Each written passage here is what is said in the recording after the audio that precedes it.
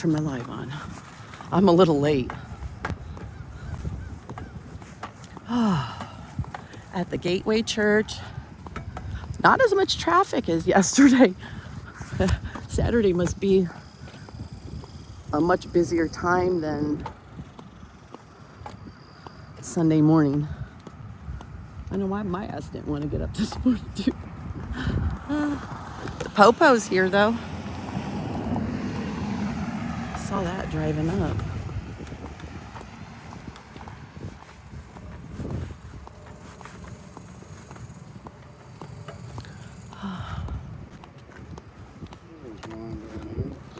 Yeah, they had a "Don't Tread on Me" sticker on the back of their vehicle.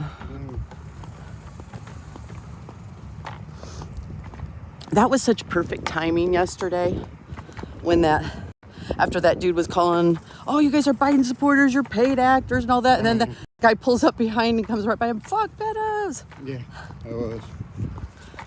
See, shit like that you can't plan. No. But it's funny as hell when it happens.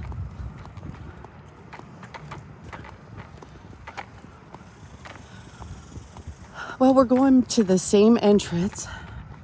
We're going to the same entrance that we were at yesterday. I don't see, like yesterday, the parking lot was full. What time, do you know what time it is, Eddie? It's about 8:40. 8:40. I'm not sure. Oh, I haven't had to get up for church. It's so long. Get up. Used to hate that Sunday getting up so early to go to church. It's like 8:36. And then here's a little hint. You want to know what church people, not all obviously, but a lot of church people do. After church on Sunday, they take a nap. That's the honest to God truth. I know in my house it was. You'd see like the older people especially, they'd be just, yeah, taking a nap. All right, let me.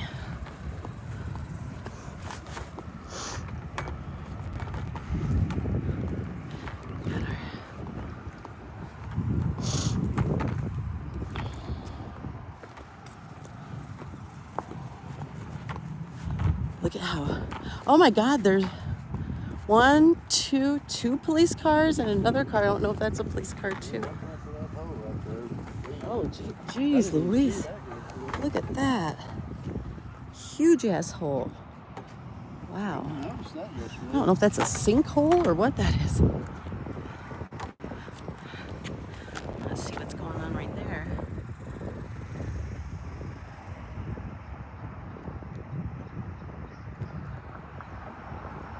The police were here yesterday too.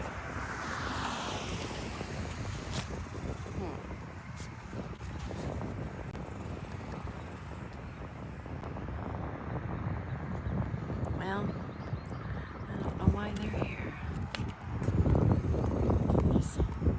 See, look at the parking lot. This had people in it yesterday. Oh yeah, our parking lot was plumb full yesterday. Oh, there's barely anybody. I wonder what time it is, because it starts at 9. It's like 8:40. Well, 8:36. 8:36. Yeah, there should be some people coming.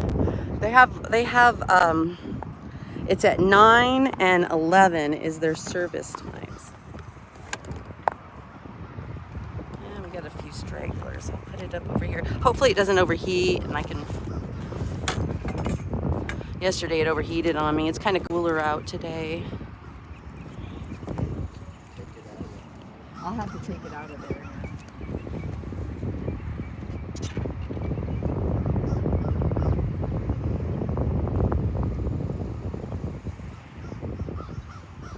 I'm gonna actually move to the middle where you were yesterday, Eddie.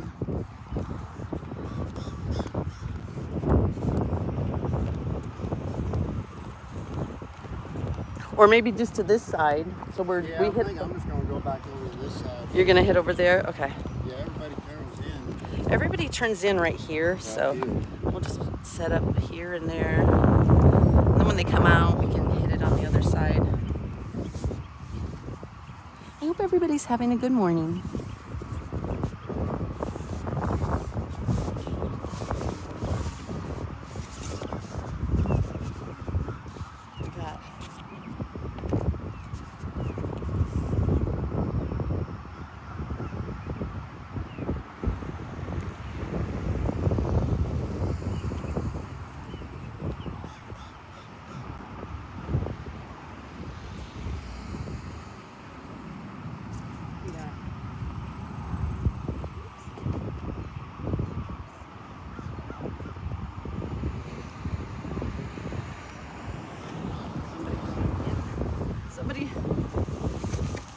just went in and out, so let's see.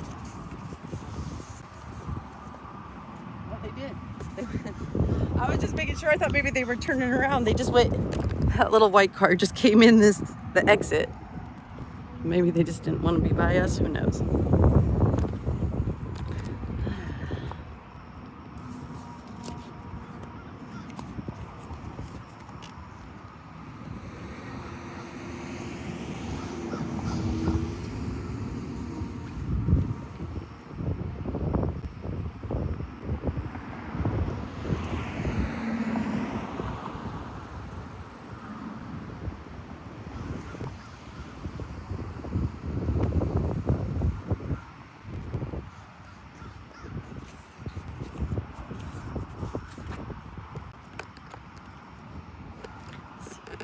To stay on there. There we go.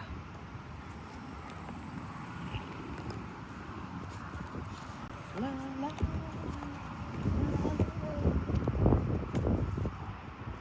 I'm glad it's not so hot.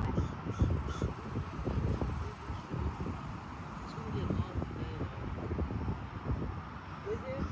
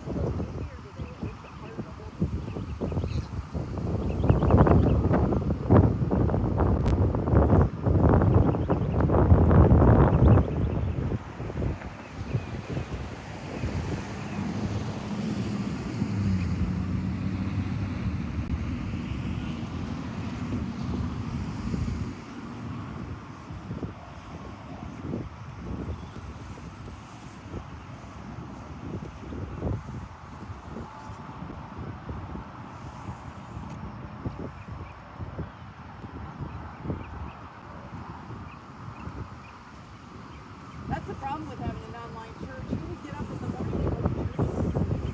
Like sit with your coffee and watch the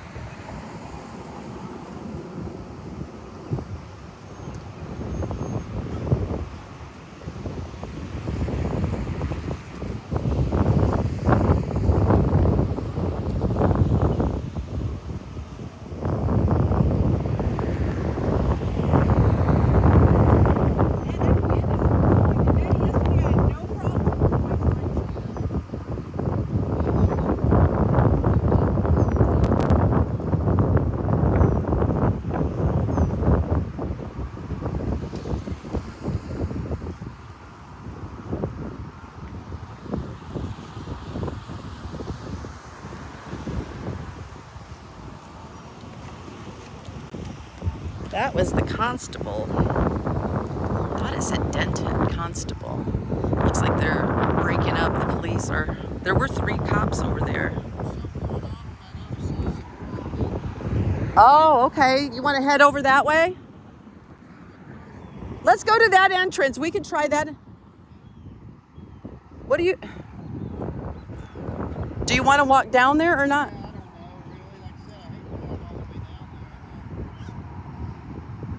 It looks like there's a lot more cars driving around down there. They have a bunch of entrances, so they have like 3 entrances here. You can see there's more people there. And it did, they left. The police left, so I wonder if they're going to the other entrance. I don't know, they just... That city cop, he went down there and went that way, then the constable went around there and made that right. You want to go walk down there and check it out, or Shit, or you just want to stay here for right now? I'm just going to stay here. Okay. I mean,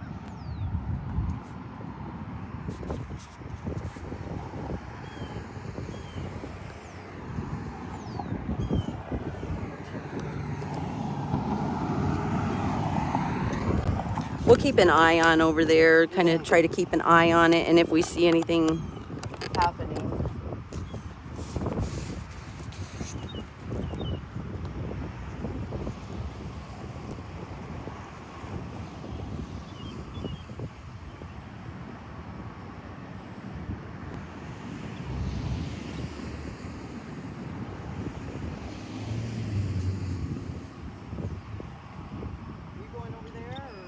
I don't know. I'm just gonna go. I might go over there. You never know. I might go hold that rock down there. I got a stool for you. I mean, they're pretty good seat. That's good. Like when everybody was gone in for the most part, I'm afraid to sit in Texas on ground or rock. no, I'm surprised you come out to those. I mean, we are concrete friendly. Shouldn't be like being on the ranch. No. Everybody-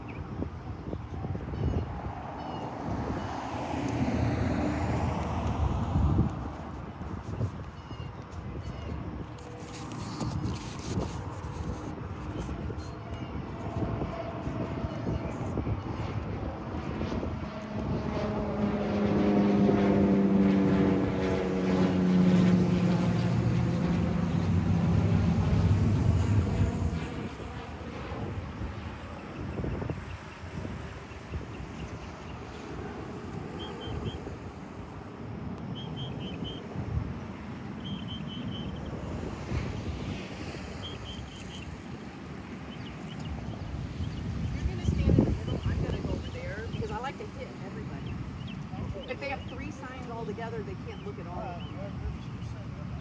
Well, I can move, no problem.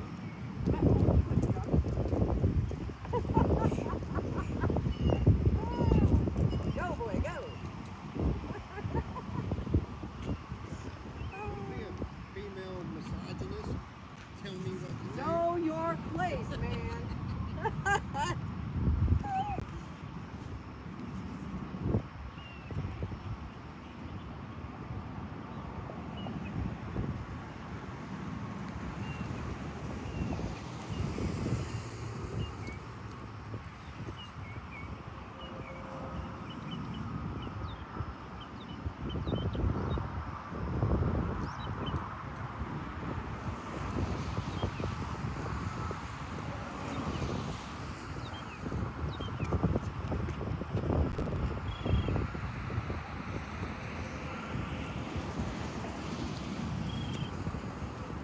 Oh, good. I think everybody's coming to church now. Now's the time when they're starting to head in.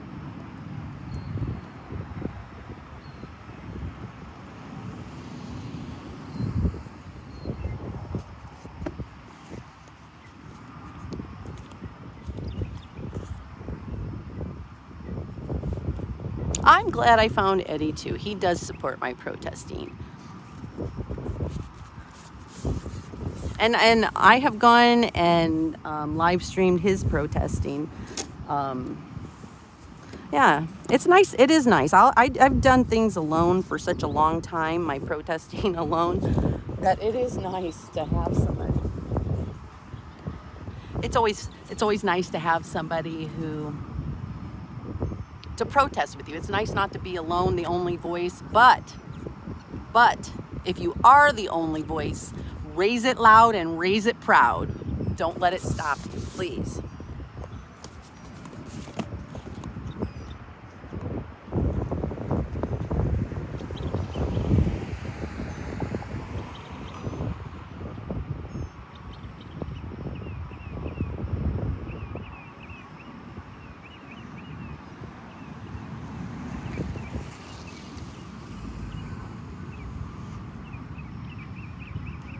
A lot of waves. Like, so you can't really see the people in the cars on the camera, but I get to look at people's faces, and there's a lot of people who are actually like waving at us. Sometimes I think that they're supporting you, and other times I think they're just like, oh, haha, waving, being friendly or whatever, kind of dismissive in a way. So I try not to I try my damn hardest not to condemn right away. Give people a little bit of the benefit of the doubt. Because we were here yesterday and there were people who were coming. This was their last time here. They weren't coming back again. They wanted to hear what the church had to say about it. So, you know, I'm not going to be mad at those people. There were people who didn't know. They have no clue what you're talking about. So I'm trying to give the grace to that. Not every yesterday we had people come by and stop and say, I'm not coming back here. We had somebody from this church, a woman from this church, who came and joined our protest. Joined the protest. So we just have to remember that. Oh, we got a thumbs up. We just have to remember that. Maybe not all of them yet are what I like to call to and refer to as pedo supporters, pedo enablers. I will say here, I'll show you in a minute. Here comes a car. They're turning. But I put this one.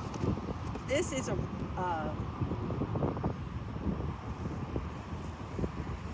You're gonna pull in the out. You're going the wrong way.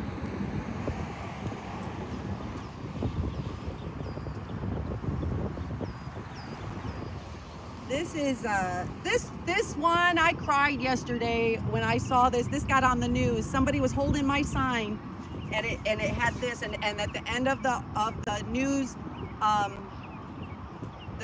I want to say article, the news video.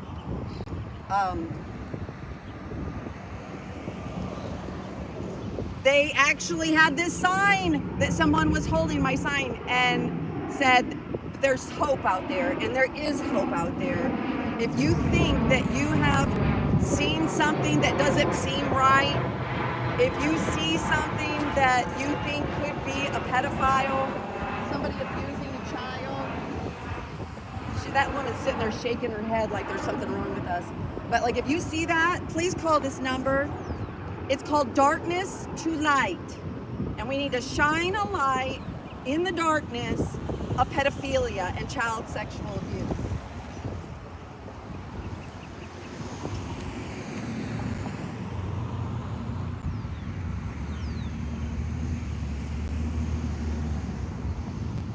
And they have a text it number too. If you look them up, they have a website. It's called Darkness to Light. And if you call this number, it's 1-800-656-HOPE. They will help you get in touch with the right people. And a lot of people think, oh, I don't want to make false accusations, or I don't want to, maybe I'm wrong, I might just be too suspicious. No, call these people, call this number. They will help you. They will help you know how to deal with what you saw, who to contact. If you see something, say something. We can no longer, being quiet about pedophiles and pedophilia is why we're in this mess that we're in now. Because people don't want to talk about it, or they think, well, there's nothing I can do, or, well, maybe I just, should be quiet. No, don't be quiet about it.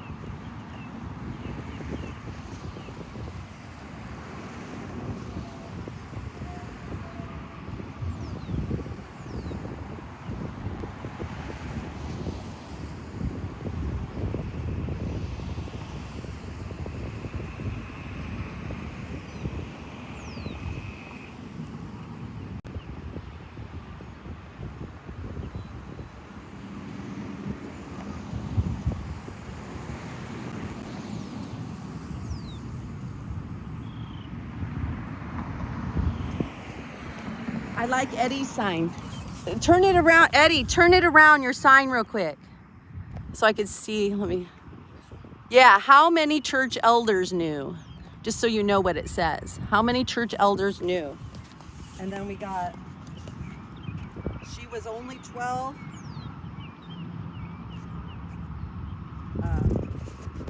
Stop excusing pedophiles. justice for Cindy. And that.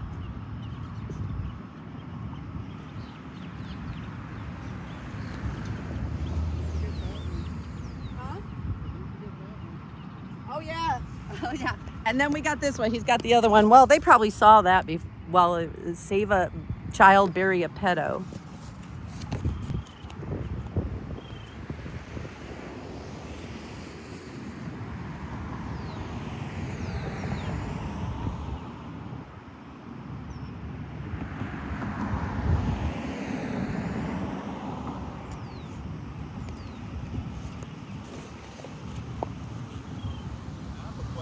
Yeah.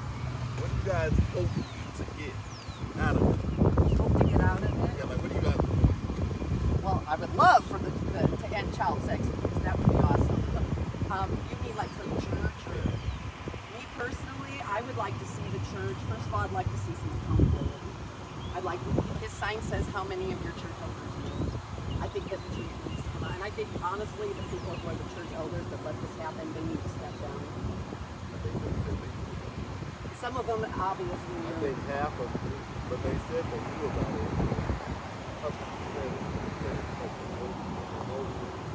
Yeah. It just came back up again. Yeah. And then she came out when she's 56, which got all these years that she's a strong, she looked like she's a strong woman that brought it up, but then it was an NDA that was signed. No, it wasn't.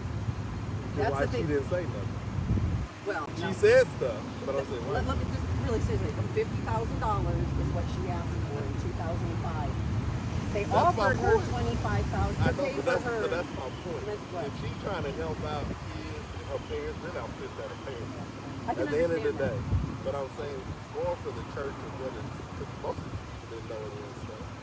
What it is, that's what I'm trying to figure out. What do y'all want from them? Want the church to go away completely? No.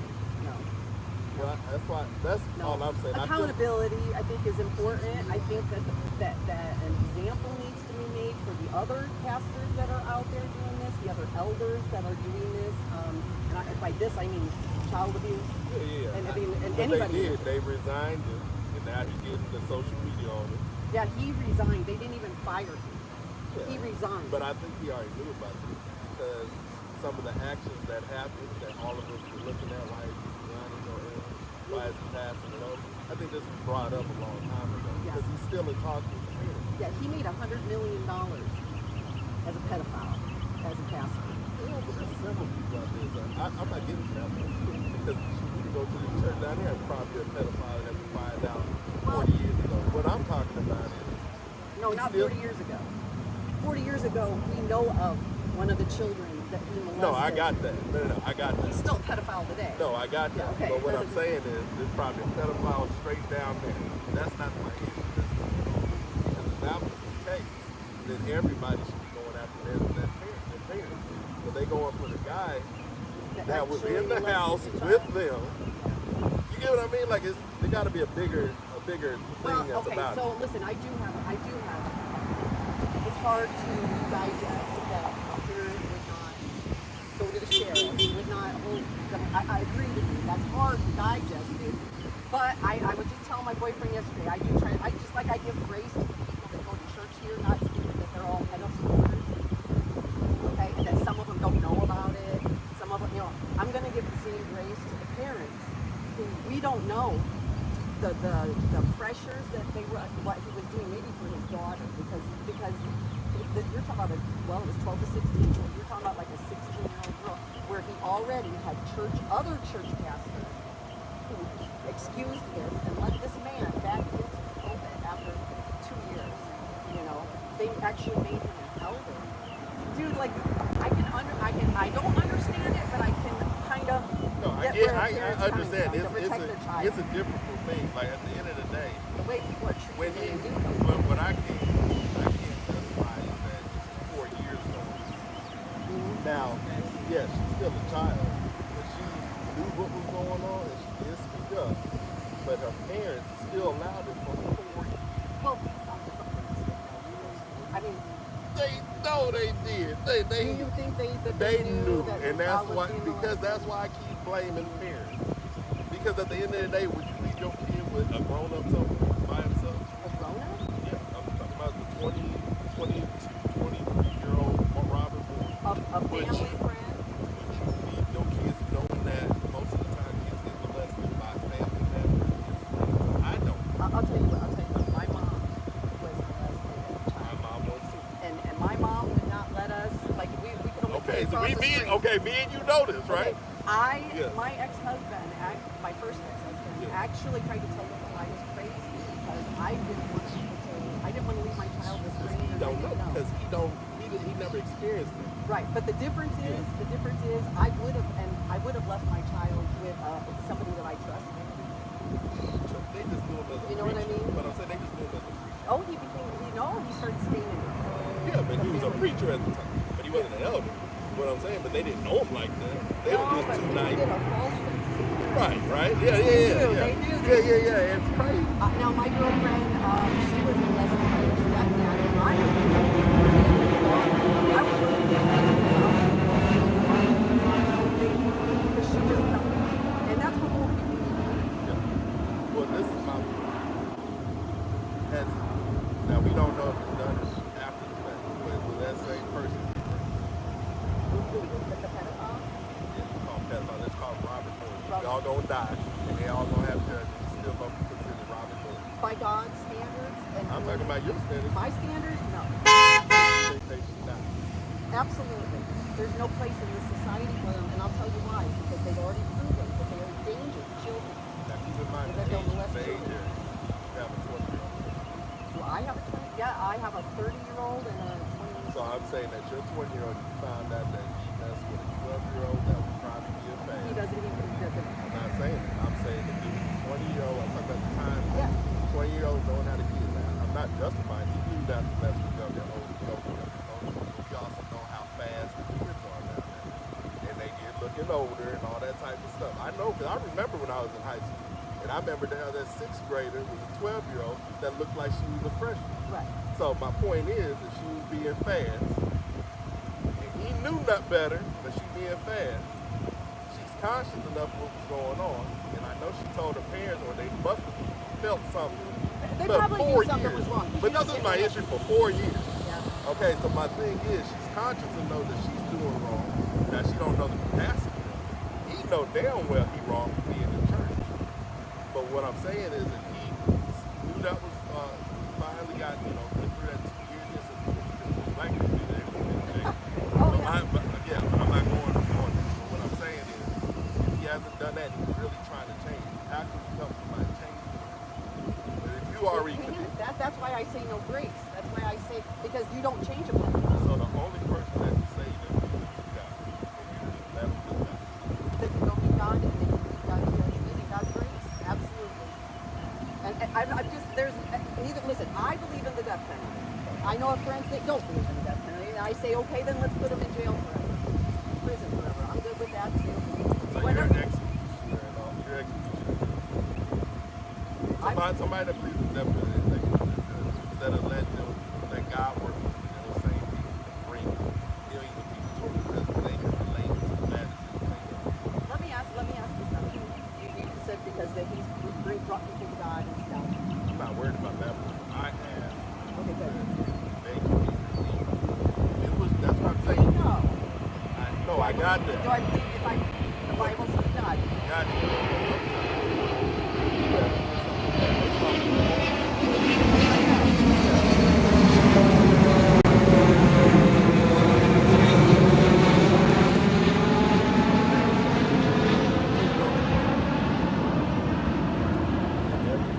Same Bible I'm reading. Every sin is not higher than others. Murder is the same as a pedophile. No, absolutely not. That's what the Bible telling you. That's No, what the wages of sin. So just because that a sin is enough to keep you out of heaven and that we're all Go to guilty hell. of it, we're all guilty of it. Right. According to the Bible, I'm going to hell. Yes, Okay? correct. Because I'm not a Christian. It has anymore. nothing to do with a Christian. I'm talking about strictly the Bible. Right, I but- don't believe I'm a but- Christianity. but don't- That's a made-up word. Right, but realize that and I heard somebody say it a perfect way. The heart that steals a pack of gum is not the same heart of a person that molests a child. It's still there. And still living. I believe our society. Are you going to worry about somebody? Do you want to put to death and worry about somebody? No, what I'm saying is I could be cold blooded just like anybody else. I could say fuck it, just let them die, do whatever you do. What I'm saying is if we all gonna live on the standards, there's no reason for justice because it's a naturalist type thing. And so I don't want you in my life. I don't want you in my culture. Killing folks and all that. Now I'm not justifying what you're saying. My point is I feel like there's a lot of hypocrisy going on. Nobody's really talking about that. What do you see? The true issue is if a person completely changed and they're really trying to change, but you got somebody steady jumping on them, they're never going to change because you're holding them against what they did, let's say when they were a child at 22, whatever. Well, And that's not a child. That is no, I got that. But what I'm saying is, as a mother, and you're looking at your son, I'm saying take that whole thing. If your son did the same thing, you're going to want somebody to say, that's not him. That's not him. And then if he continues, if you go side-eye him, like, nah, you must have been doing this for a while, or you've been thinking about it, or if this is his only offense, the public don't give a fuck. They want your child to die for one thing. Now, if you saw the whole act going on, this one was being fast, this one, he tended to see whatever from there, and he did something with it. Okay, he's a pedophile just from that, but you know from your son, nah, something else must have been playing part in it. Now, if he hadn't done nothing from the whole time, still gonna hold him from that act, even though knowing the circumstances. If my son molested a child, yes. I'll tell you what. I feel like that's not true. You sound like a loving mother. I love my kids. I love my, and I still love him as my child. I got it, But but I'm just saying. I have an older son, and he was in the gang. He stole from people, from me. Should he go to the city now? I'm not going there. Just wait a second. No, I'm trying to tell you where I come from. Okay? He's tried to stab me. Stuff. I love my son. I still love my son. I don't talk to my son. My son's in prison right now. But should he go? Should he die for those crimes? No, but I do believe that there are some crimes. If someone went out and killed a bunch of people, well, it sounds like we're talking about the death. No, I'm not talking about the death. I'm talking about holding everybody to the same standard. Okay. I feel like people forget what is redeemable and what's not redeemable. But I also look at time frame. Because my mom, being that my brother got molested, he knew some real stuff. Yeah. When he was young, by an older woman. She didn't know that would have happened when it happened to an actual family. During with a family member. Well, she feels guilty. Well, I'm trying to understand her age. She was in her 20s. You're going to be naive, you're going to be stupid, you're going to do all that type of stuff. So I'm not going to crucify you. I can call you a horrible mother and all that. That's what my brother did. But he's not realizing she was 20. What the hell were you doing when you were in your 20s? You were still a college kid. It doesn't matter you call him a man or whatever you married. But what I'm saying is at the circumstance, and then if he hasn't done it before that, yeah, you don't forgive him for the act, but you still want them to do better. And I wouldn't deem them to die. Because if that's the case, you're just giving them one strike and it's out because of what your standard is of one striking out. That's what you chose. But if you go off of that, just know, doesn't matter if you're a Christian, Catholic, you hate you, I don't give a shit. But you're going to die. And if you think there's a higher being, a universal person, a spiritual one, it's going to hold you to your same thought process. And based off your thought process, that's a scary way to live. Doesn't Jesus say, or God say, that the wages of sin is death? Yeah, we all should be dead. The sin started but born. According to the Bible, you're okay with me going to hell because God will judge. So the standards, you want to talk about standards? It's scary, right? God's going to judge. It's and scary, put right? people in hell, just simply for not accepting Christ. But it's scary, right? Well, I'm not scared because I don't believe in God, but it don't matter. It don't matter if but I you get believe where it or you you're don't. coming What I'm saying is, even when you don't believe in God, that's a scary way to live. Because one, I always think of everything. I don't think folks are not believing in God because of shit like this. In religion, that's why Jesus died. He's trying to break religion. Literally, he went against the Pharisees and all that type of stuff. They didn't want that shit because it was messing up their status quo and how their culture is.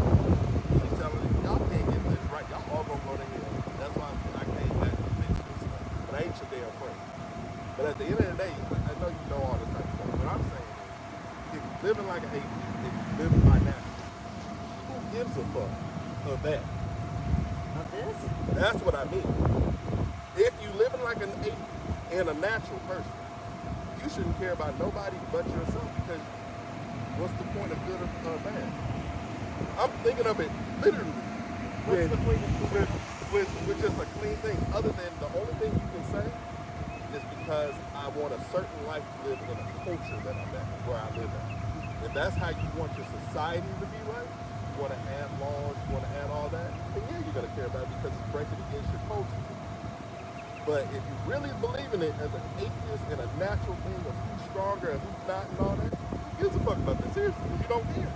The only person that cares is an emotion and a religion that says if you do bad, you're going to go to a worse place. You're saying you don't believe in that. No, I would call myself agnostic. Agnostic means you don't believe in that. It means that I am open to the possibility. Okay, that's fine. Now that's different. Now that's different. All you're saying is no one has answered. To this religion. No, I got it. But what I'm saying is you're just saying no one has answered the question that I've been having inside me, whatever that question is, for me to know that there's one God and all of this is real. Yeah. Okay. I got that, girl, because I used to be that.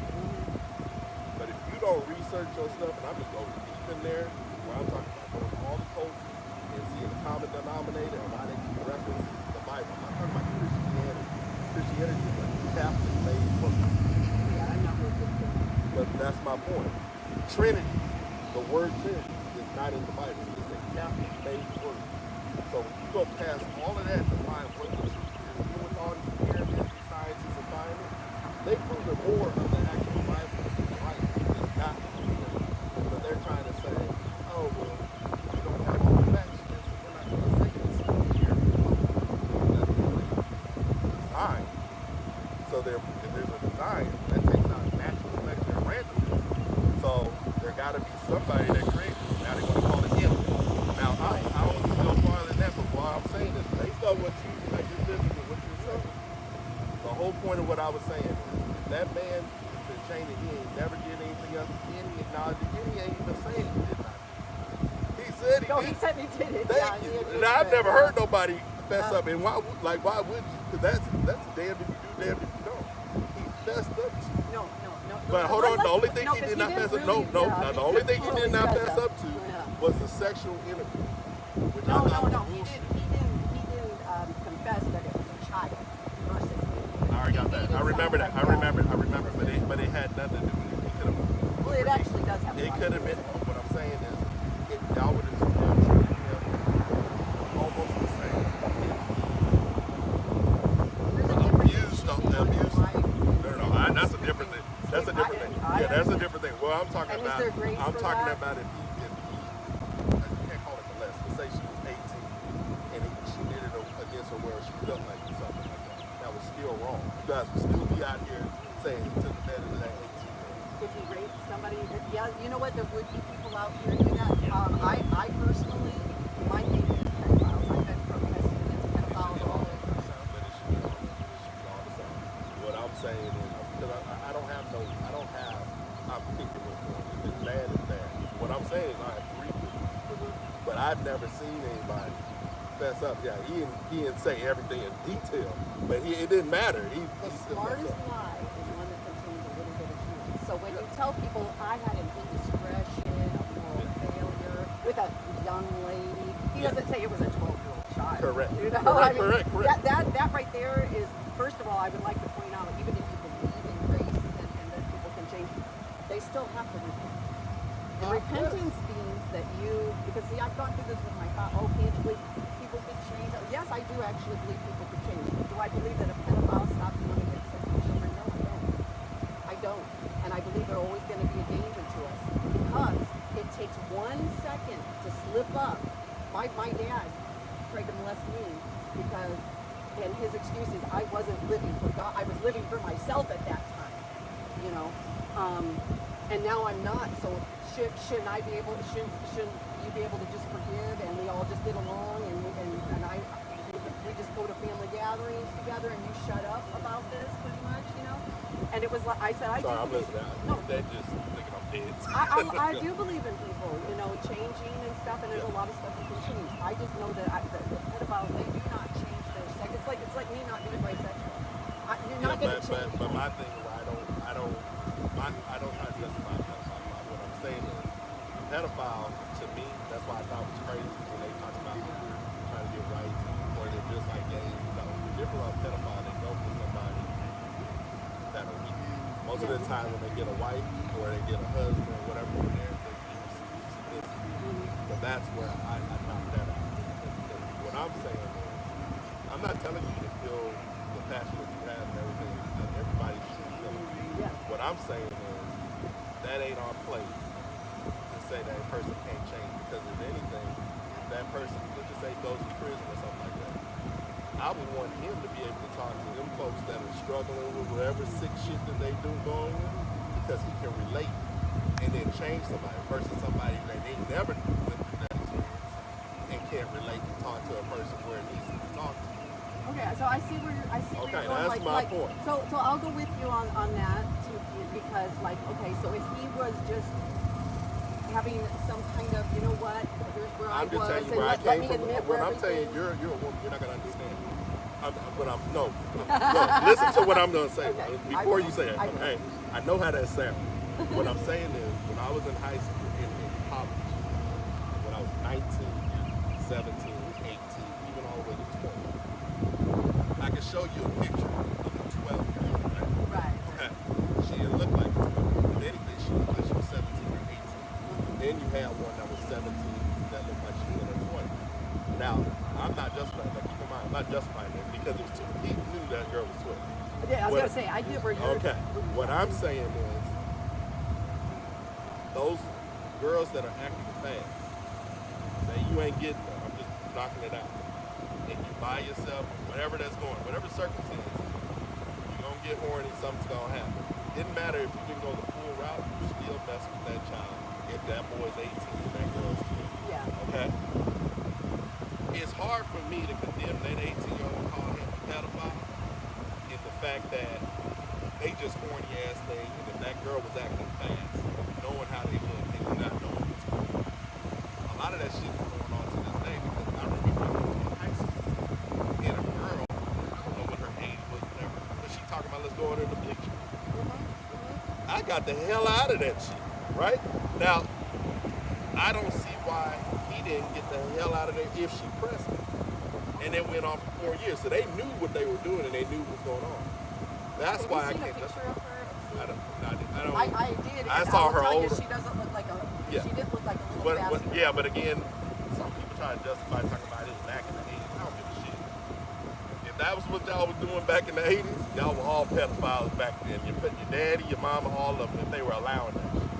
What I'm saying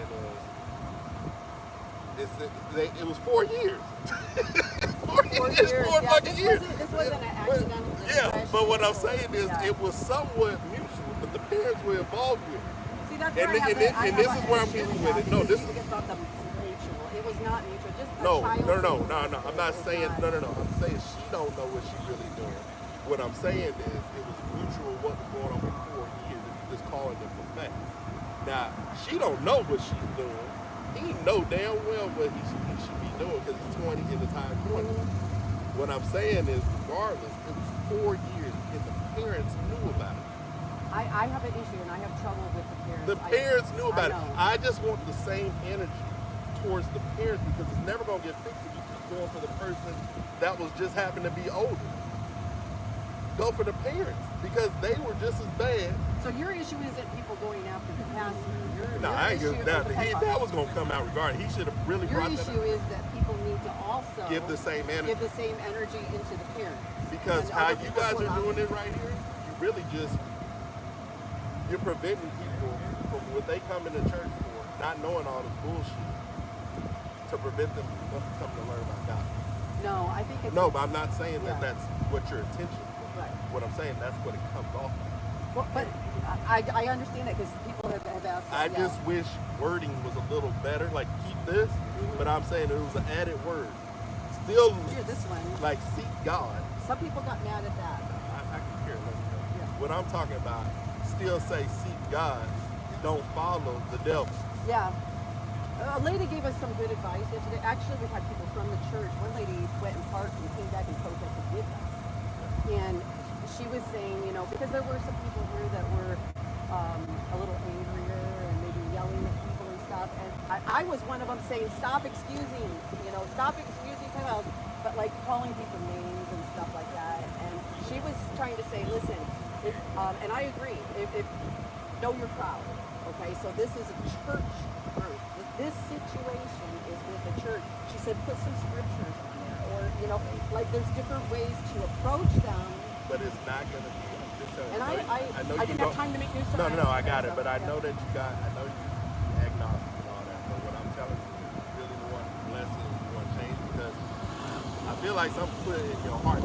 Because a lot of people stand up and do shit. That's why I don't never do. I actually think y'all strong folks, and we need folks like that, because people too scary or they lazy to do stuff like that. What I feel like is we all lost that thing, what we were entitled to be, what we were initially made to, and we lost our way of what's good and what's right. And people are trying to choose what's good and right, and they go with hypocrisy, and I feel like that's what the devil works. And so it don't be the same message, and then it comes off as, oh, I choose this to be as bad versus this one. It's like, you acting the same way as these damn religious churches. How am I gonna believe you? And you saying the pedophile is no different from the murderous one? They just two different sick. If I go take you to somebody that's cutting off women's titties and shit like they do in fucking Africa and Arab countries, you telling me that ain't as sick as you seeing a man messing with a little pedophile? Nah, that's your choice that you got. I see them equally as sick, but there's two different things. I'll tell you how my mind works with that, because there are some really bad crimes. Let's just take murder, okay? For instance, when you look at murder, you can see, there's actually murder that we condone. It's called war.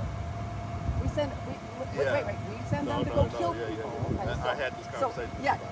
There are, and I do believe in redemption for that. Not everybody will be able to do it, but there are people who change their life. They might have done it in a moment of passion, you know, or something. We're all capable. I always say that we're all capable. That's of what I was somebody. saying. But there's people that are all capable. We are not, rape. but not everybody is I know let me that. just tell They you the can learn difference. it. Let me tell you the difference. Yeah. Let me tell you the difference for me is that somebody who kills, not everybody that kills somebody, but a murderer could actually come and realize, oh, this is what, you know, a murder, this is why, and they could change their lives around and stuff. The very best that a pedophile can do is that they can try to, just like an alcoholic or a drug addict, they can try not and keep themselves from it. My belief is, whether people agree with me about putting them in prison forever or death penalty, is keep them out of organizations and churches, things where there are children. Thank you. I agree with that. I agree with that completely. Proactive. I agree with that completely. Now, how you came off with that, I'll follow you for president. Yeah. That's what I'm saying. I'm trying to get law. I'm trying to actually get law. I don't know how to do this, but I really want to get some laws changed, because one of the things I get that if this wouldn't have happened, we have the law that if knowing that a pedophile into your church organization, it's not gonna happen unless you get off. The leaders are, think about this though, the leaders are held accountable both civilly and criminally if that guy woman or man molests a child. Then the leaders that let them in are also held criminally and civilly. No, I got they wouldn't do it. But what I'm saying is, in the bigger picture, you got people in Congress and all that stuff. Absolutely. But you won't know that until you get there, and you're like, listen, I can't change. Oh, we're free to do this. But what I'm saying is, if you go farther than that, then you really ain't battling with humans, you're battling with evil spirits if you believe in it. If you don't believe in it, you're already in a losing battle. I believe in evil. Evil abounds. But what I'm saying People is, call the devil demons. what I'm saying is, if there's real evil spirits, which I believe in, you're already in a losing battle because it's rigged. I'm not saying stop what you're doing, but if you're gonna go alone against shit like that, you need a higher power to help you. If you believe in it. If you don't, keep doing what you're doing. But if there's no change, what they say, keep doing the same thing, and you get the same result, not a different result, you're crazy.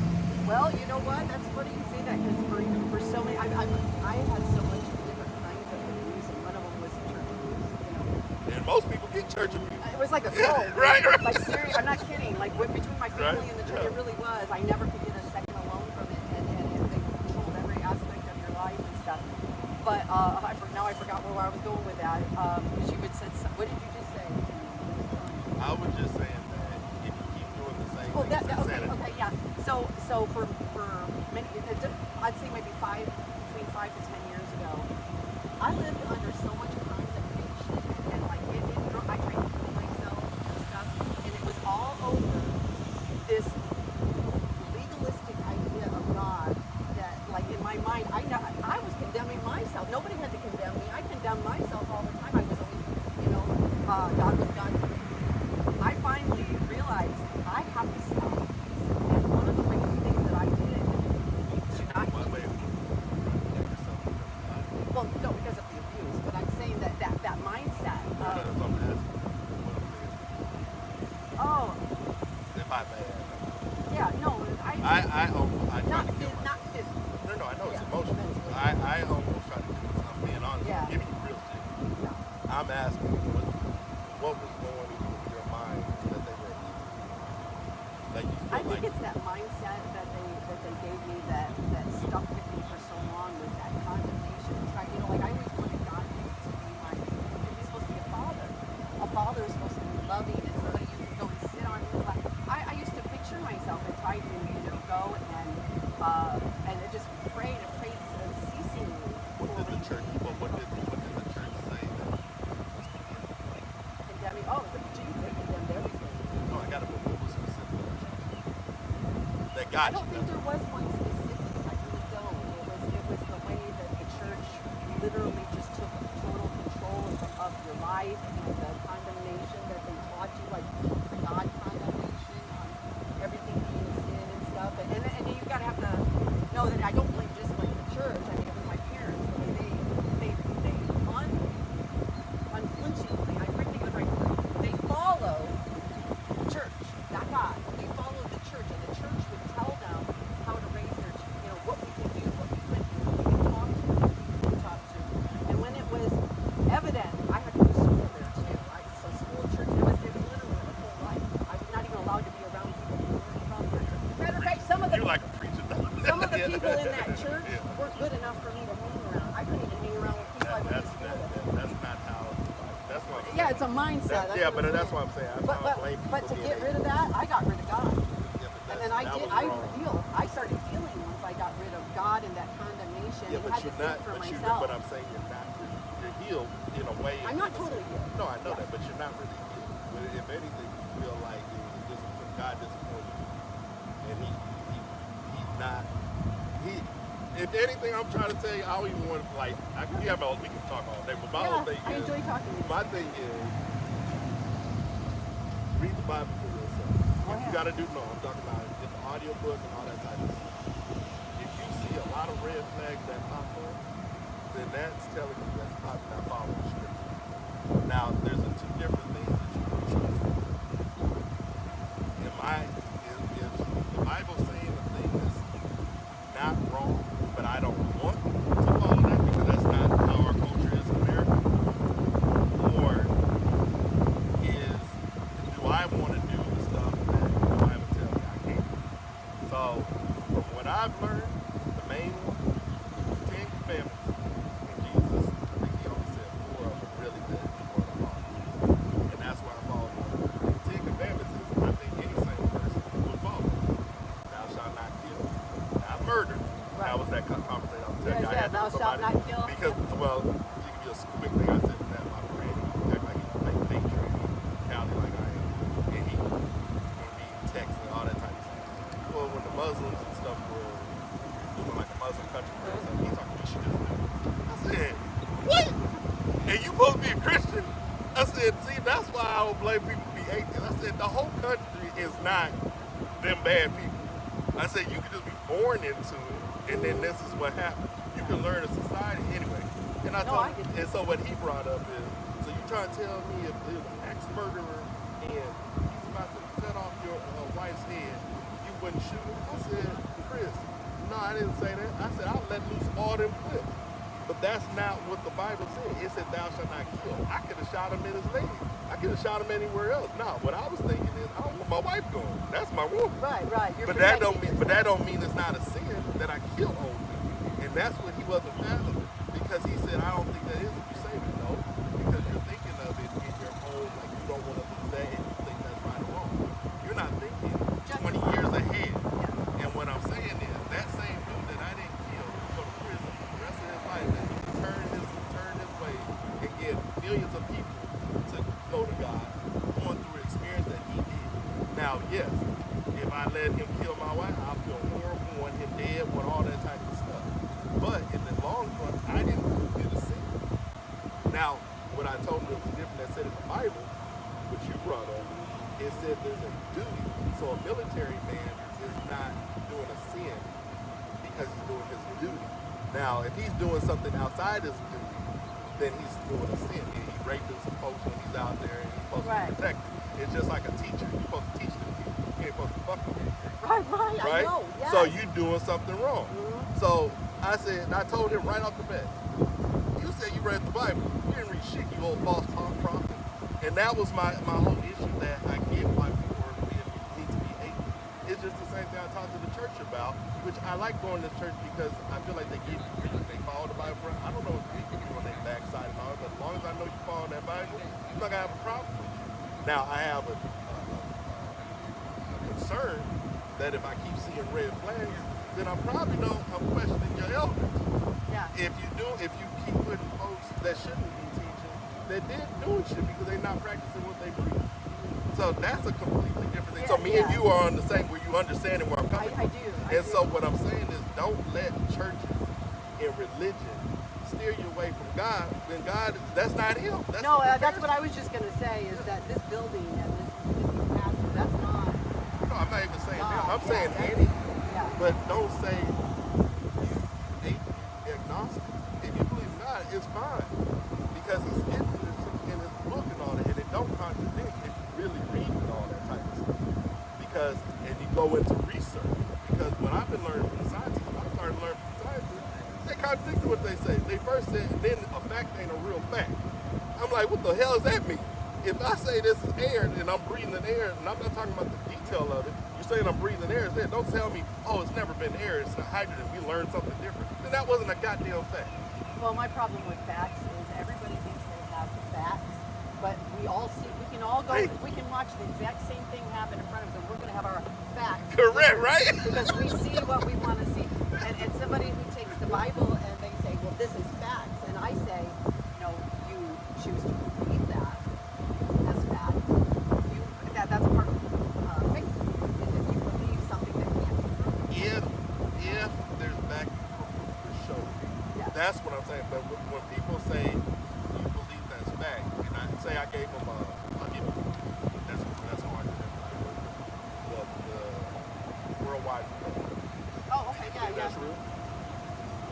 Well, I don't know if it was really or not. When I was a Christian, I used to. But have you researched about floods and shit like that? You know, I've done some, not a big, real big, deep. I've seen where they maybe even found, parts of the ark. And do I think it's possible? Absolutely, I think it's possible with our changing weathers and stuff. Okay, but this is my point. I go based on common name, like you said, it's real truth and everything. Yeah. Okay? Now everybody can be lying if they all say kind of the same story. It might be a little different, but there's some truth in it. Alright. I want you to catch this and I'm gonna try to get it to the church. But I actually want to talk to you. Okay. I'm gonna give you if you got a Facebook or whatever. I've got my YouTube. Perfect. I would like, cause I'll give you my name. you're like, I like talking to you because you're genuine. Yeah. And Well, a lot of people ain't genuine. no, But- they're not. So this is where I'm getting. Every culture had a story that talked about a flood. And they got one guy or a family that come along. Well, what I took out of that is either everybody had that same damn dream. Or there was a flood. Okay. And then the other thing, they said about carbon dating. How you decide on how old something is. They first said it was carbon dating tells you what's going on. Well, I didn't know that a fossil could be a fossil based off of heavy pressure. So if I threw a whole mountain on you, it's like you moved the mountain, it fell on your body, it would get fossilized quicker. not in millions of years. Right. But then you would take your carbon dating and say, oh, that's a 30 million year Lord. 30 million year Lord. Nah, that was just 200 years ago, right? Yeah. So it threw it off, right? So now, going on the same effort, why the hell do they got limestones from the ocean on the top of Mount Everest?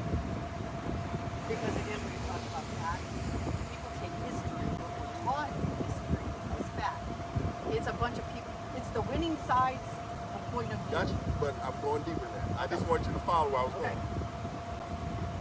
Well, that's not the book of the Bible. If anything, they're telling me that shit that's read in the Bible, even though it's probably in layman's terms, God just said it was a big flood that he had sent out. He told you what was his reason. He didn't give you details because there's other books that they did not put in our Bible, that the Ethiopian Bible kept in there, and it gave you more detail on it. So, if I'm learning all that shit, you telling me it's all fake and all God's fake, but now you finding shit that's proven in the Bible, well, I think I got a problem. And I don't want to be stirred away because my biggest thing is the devil works in the future, right? Well, the best thing they did was to give chaos to religion. And now you got Presbyterian, Mormon, Catholic, Christian, Baptist, all this type of stuff. But the Bible never said that God was a Christian. God never said he was Catholic. God never said that he was Presbyterian. The only thing God said he was that he's holy. Yeah. So when you take that into account, it takes every other perspective out of it. And all I'm saying is, I think You're talking about all the different religious perspectives. because you're not supposed to. Jesus told you he's not here for religion. He came to actually break that. Thank you. So if that's the case, and he's working with what your ideology is now, then why not try to learn more about God so you can actually teach the right way versus religion? Because they keep throwing that out as an excuse because versus them trying to get their own research. That's why I get angry. I can totally understand that. Yeah. So, and the reason why I get angry is because I believe there's a hell, and I believe there's evil spirit. I don't want people to go to hell for ignorant thinking, because God is not hypocrisy, he's not a hypocrite, and he doesn't change. Right. He makes different decisions because he said he loves us, and he has emotion. There's people right now to this day, my brother to this day, don't bring Christianity, he'll go off. The issue is, he follows a holy God. He doesn't put images, he doesn't do all that, but he lived like that. But the issue is that he got out of it. Folks don't do their own research. No, they don't. But they'll make a statement and they're ignorant, and then they'll say, well, that person shouldn't go to hell, this one should go to hell. But that ain't your choice, and at the end of the day, it don't make a difference. Yeah, the hell stuff, that's up to God or whoever. I got it, but it's also up to us, because if we're ignorant about it on our own choice, not knowing it, then when it comes down, I don't want you scared because you decided you didn't want to listen to that because it overwhelmed you. You just didn't listen to the right person that's literally 100% following the Bible that's neutral to you. So I'm just telling you, Lord, I'm telling you, you got a genuine heart, and I feel like God put this on you. Like, I'm telling you, it's a big deal. For not everybody does this, but I'm telling you, you're going on a losing battle with no backup. And I believe that you need to pray and have God help you on this, and it's gonna make a bullshit. Because I wouldn't have stopped. I would have been in that damn preaching thing the whole time. I appreciate you stopping. I really do. Actually, I started protesting. I'm from Indiana. I just moved here, and I started protesting there. And you know, I think one of the best compliments I ever got. It was in my home. I would just, I refused. I never flipped nobody off. I never yelled at anybody.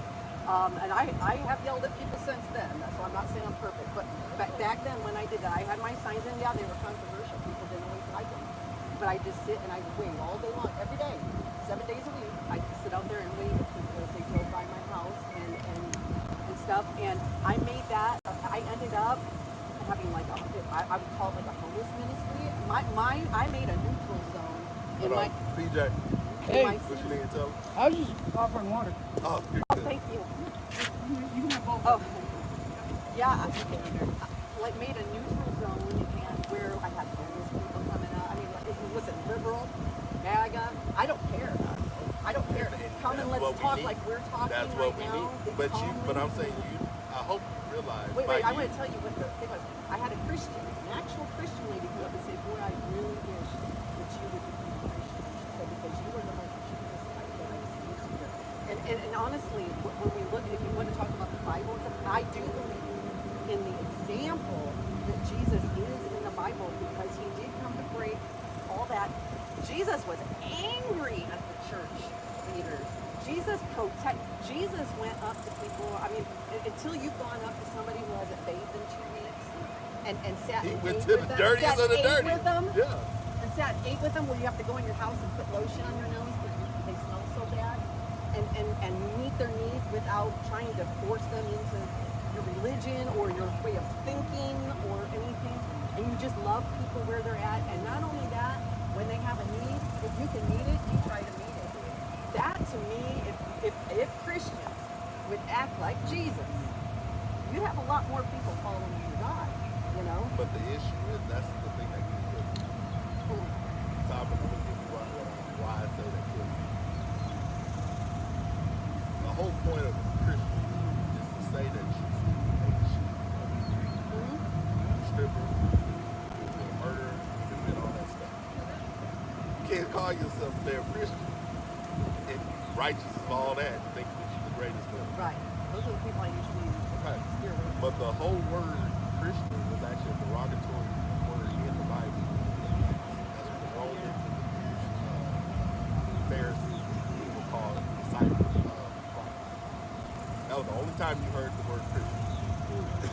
What I said earlier was the best way to corrupt the good truth. Do it from within. You got all the different religions that comes out of it. But it didn't change that the Bible was there. They might have left some books out of it. You still don't get those books because in the Bible they mention books. Okay, I got you. Okay? I haven't really researched I know this. that. I know this, but I was the same way. I'm telling you, I understand where you're coming from. What I'm telling you is you have support in a spiritual way that you ain't realizing. If I'm a brand new stranger to you and I'm noticing it, and you said you gave other examples of people saying, well, you are following the Bible, you just ain't got no, you're not really following what they're saying. You have the idea. Everybody that understands Christian Jesus gave the example. He did, yeah. Thank you. Yes. Ain't nobody disputed it. No. So if that's the case, And they crucified him for it. thank you, right? Yes, I'm well aware. So my point is, at the end of the day, if Jesus said, if you've seen me, then you've seen God, then why the hell did you run from God? If you hear anything from any church, any that church, or that, and they saying something that don't follow the Bible, then it ain't the Bible, it ain't God, it's the church. Yeah. So you need to get the hell out the church. Yeah. But that don't stop you from helping other people that are going down the same path. Yeah. So what I'm saying is, with all this knowledge and all that, keep doing what you're doing. I would just give it a different message from getting people away from God. That's the only danger I'm telling you. No, I got you. Yeah. I understand. Because you don't want to be an enemy of God. Yeah. No, and that is not my. I know. And that's why. I know there are people who are that way. Yeah. But I just want to make sure do your own research on that stuff. Look it up. If you care to. But if you didn't help the God, I'm telling you, this whole thing that you just on this corner is going to be a lot bigger.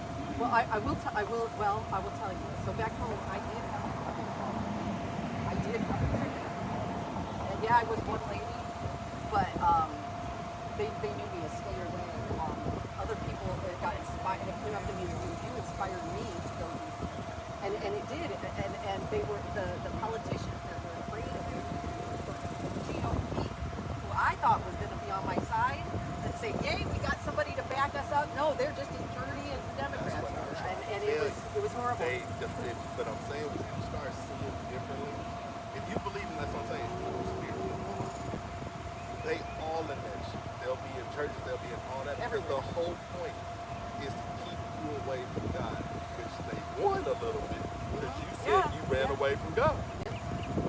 But if you really look at why did I run away from God, if you think about it, that's stupid. But in my circumstance, that's all I saw. Say, you know what? You never know. There could be a day where I did go. I never say never because that's between me and my maker. That's You you know. and your maker. But I'm saying you even farther than that. You believe in Jesus. There's people that don't believe Jesus was even a person, which I thought was the dumbest thing in my life because in all the cultures they say there was an actual Jesus and they describe him the same way in the Bible. So either he not exist and that you shouldn't be believing any of this bullshit, or he did exist and he's telling you, follow my way and no, and that's it. Just follow my damn way. And it's a hard way.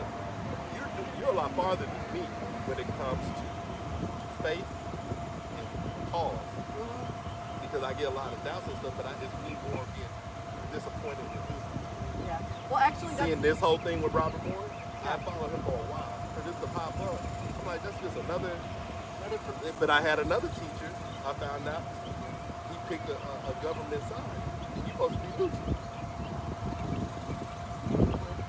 Yeah. But it didn't matter that he was Republican or Democrat. It was the fact that he was talking on shit that he never lived at. He never lived in the project. He never lived in the thing. So don't speak on it. You're getting other folks that live in the project or that type of stuff that want to learn about the Bible. You're trying to listen to that. They're going to look at you as just some white man that don't like other races. So that's why I'm getting that. This whole, but again, when I'm saying, when I'm talking about what he did, I'm not justifying all that. What I'm saying is people need to keep that same energy. They need to go where a lot of these main issues start where you could have been prevented with parents. I Disappearance. yeah, I would, and then I would love to, you know, and that's kind of why I put But I don't. that on there because this one right here is called Darkness to Light, and I wanted people, and it's hard to put on a sign. It is hard. But those people are, if you see someone, you know, like on here will help you to, you know, so that you can check out and stuff like that, and not be silent and stuff. So, I mean, you know, I would love to see from parents, you know, we've got to start educating people so that they, you know, but honestly, okay, so people talk about the system, you know, against people and stuff. Dude, the system Fix your is house horrible first. for people to come victims. Then you talk about shit. Fix your house first. Then go out. If your house ain't fixed, how you gonna help anybody else? Exactly. That's what I say about this pastor. If your house ain't fixed, how are you? Look, I'm not fighting you on any of that stuff. How What are I'm you saying, leading? the issue is, That's actually very biblical. yeah, and the issue I have on any of this type of stuff, and I'm not, there ain't no loyal or disloyal, any of that type of right is right or wrong. I'm at a point where I'm at an age that it's not that I don't expect it. Yeah. And some bastard that did something.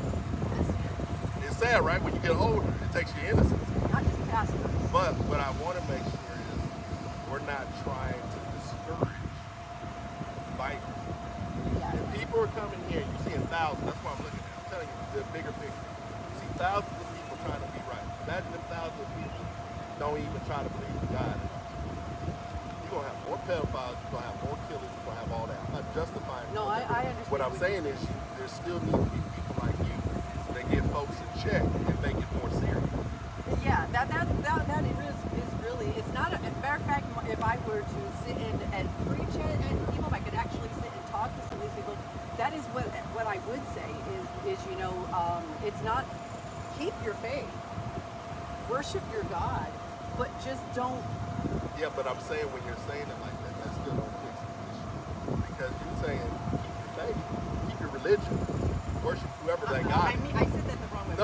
I got what you're saying. Relationship. Yeah, but what You I'm don't saying, need the church. no, but what I'm saying is if they're not worshiping the right person and they got the wrong faith, no, don't keep your damn faith. Yeah. But we in a society can't say that shit. Well, guess what? There be a goddamn atheist, but it goes back. See what I'm saying? It's a losing battle.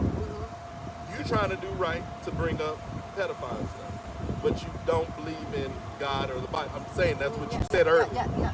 Now I understand where you're coming from. But I'm saying most people say that. Okay, you don't believe in God, you don't believe in religion. You're trying to give awareness to pedophiles. Now let's not go as far as where countries they marry into 13 and all that type of stuff. It's just America wanted to. America used to too. I know, but what I'm saying is, we ain't gonna go there, that's a different conversation. But it's a cycle that's gonna keep going right back. if these folks don't believe in the right God and they not having the right truth in scripture, that religion gonna still bring their asses right back to that pedophile. You didn't fix nothing. You might have stalled it, but you didn't fix nothing. That's where I'm getting at. And that's how my brain works. It's like, where you fixing it? I'm sorry, I got Lori, she's one person. But Lori done said something wrong and said, stay with your faith and your religion. But if that religion believes in a certain way, oh, it's okay for you to keep saying it. No, You get what I'm getting at? I'm just saying, it's okay for you to be a pedophile No. and then have those different things as long as you repent. That's not what Jesus said. No. He said when you repent, you go away from it. If he did one action wrong and you don't do it no more, okay, between you and God, we want you to be in heaven with the rest of it. You did one act that was wrong. Yes, it was sick and everything, but I'm not going to, that's not my job. Keep doing it after the fact? No. But that still don't change. It's on us. For us to have forgiveness for folks, or you don't have forgiveness. You can have the right to tell this person they should die. But does that help you in your heart? Because most of the time, Jesus wanted us to forgive people. And that's it. That's all he said. Don't matter, because guess who he hung out with all? Drug dealers, strippers, murderers, Yeah, murderers. drug dealers, and the people that was fraudulently taking people taxes and stuff. So, folks, I'm just saying, based off our earlier conversation, based off your mind frame, all them folks, it doesn't matter what you think is bad to sin. I might think that tax person is the worst thing that's out there. So he should die just as much as that pedophile. You might think it's a trick. Yeah. Now keep in mind, I'm in the same thing with that. I don't have no I understand remorse. that you're not, yeah. I don't got no remorse for it, but because I know where it comes from. It comes from down. That's where I'm at. That's why I don't believe it. But what I'm saying is, if that person truly tried to change, and again, this is like a long time if you didn't see any of that stuff, and they haven't heard any of that stuff, none of that stuff, then I can't really say nothing. If anything, I'm gonna be more mad at the parents, not the girl. She got every right to say everything. I just thought it was bullshit that she did it at 56 after all that stuff. Oh, no, wait, I gotta go. Because you know what that says to the guy, these women that come out at 56, that they give an excuse. Most women come out at 56, that's fucking bullshit. I did. You said it to somebody else. I did. Okay. I did, which was my saving Yeah, but grace. that's, no, but how they come off with the message, they say it only comes out when they 56. No. That person said something in the beginning, and that justice system or that parent didn't bring that up. So that's the thing we need to correct. I can agree with you on that. Okay, but Yes, but what I'm absolutely. saying is the message. They're saying, oh, but what I'm saying, the messaging is telling the guys, oh, this is another lady that's trying to get somebody locked up and get money. Okay, I got you. It don't fix what the problem is. If that's not how the message needs to come out, and that victim don't, you know, she might still be scarred from it. She got her husband, she got kids and all that. She don't want that other thing, but guess what? She ain't gonna let another kid end up like how she was, just like how you said, right? So you've been speaking up on it, but not till you 56. They're saying that woman weak, Well, and no, she but don't no. say nothing till she 56. She did say stuff like that. Thank you. That's my point. And all the time she's been telling that we found out that she has been contacted. Yes. Elders and stuff. And they've been blocking it. And they block them. But it's just like Diddy. It's just like Diddy. That girl Cassidy. Now I didn't keep up on that one. Okay, but it's the same thing. It's the same thing. It's just a different magnitude. Diddy will mess with these young girls. Daisy mess with these young girls. R. Kelly mess with these young girls. They crucified R. Kelly, but he even told you the parents signed it off. Oh, it was okay during that, but the money. They ran out of money. Now they want to bring it back up again. So what is the message at this point? Because me, I'm not dumb. Were you just coming back out to say you wanted more money and then you weren't really trying to get them locked up. You wanted them in trouble to force them to get money. But what I got out of the whole message, you're just trying to get money. You ain't caring about fixing the kids. Yeah, I know. And again, it goes back to the parents. So what I'm saying is there's no difference what's going on. They doing a cover-up. Well, like you said on your plan, if you could help somebody, you got somebody here. They gone. If you gonna protect somebody like that and not, get away from it and don't condone it, Now we're going for the rest of them. Mm-hmm. I just think that's a hard fight because I'm It pretty is a sure hard I'm pretty sure a lot of people been trying to do that. It is a But hard fight. if we go back to the spiritual realm, it ain't gonna happen if God ain't with you. Mm-hmm. And I'm telling you, you don't believe in nothing, you don't believe in God, you don't believe in Jesus. I've seen him work, and I don't believe in coincidence. I'll tell you, and I do the agnostic. I'm not going to totally discount because I myself, when I was protesting, I'd have to Christian come up and pray for me. And I would stand right there in my front yard and pray with me. Let them pray for me. But it don't mean nothing if you don't believe. Well, I was person going to tell they you, pray. I actually had an incident where I was about ready to be taken out, and this is during COVID. You couldn't get to a doctor or a dentist, and I had swollen here. I had it going all down my arm. I was holding my flag and my signs all the time, and it was about ready to take me out, man. And these women who were from all different denominations, they called themselves the Last Women. And so they came up and said, "Can we pray for you?" And they laid hands on me and stuff. And I'll tell you what, it was the weirdest thing, man. I still don't know how to really process that in my brain because I was standing there and they started praying and laying hands on me. And I felt just the weirdest thing like this inside my body. And the pain started subsiding. And by the next day, the bump was there, but there was no infection. Everything was gone. It didn't stop me. Now, what did my brain, how did I process that? There's somebody up there that believes in what I'm doing. That person that told you. There's somebody up there that I'm just believes. saying, he didn't told you who he is. I'm just saying he might be named something in the Something tribal else, thing in there. Right. But again, it still don't. He told you what he is. Yeah. Jesus went to a lot of places.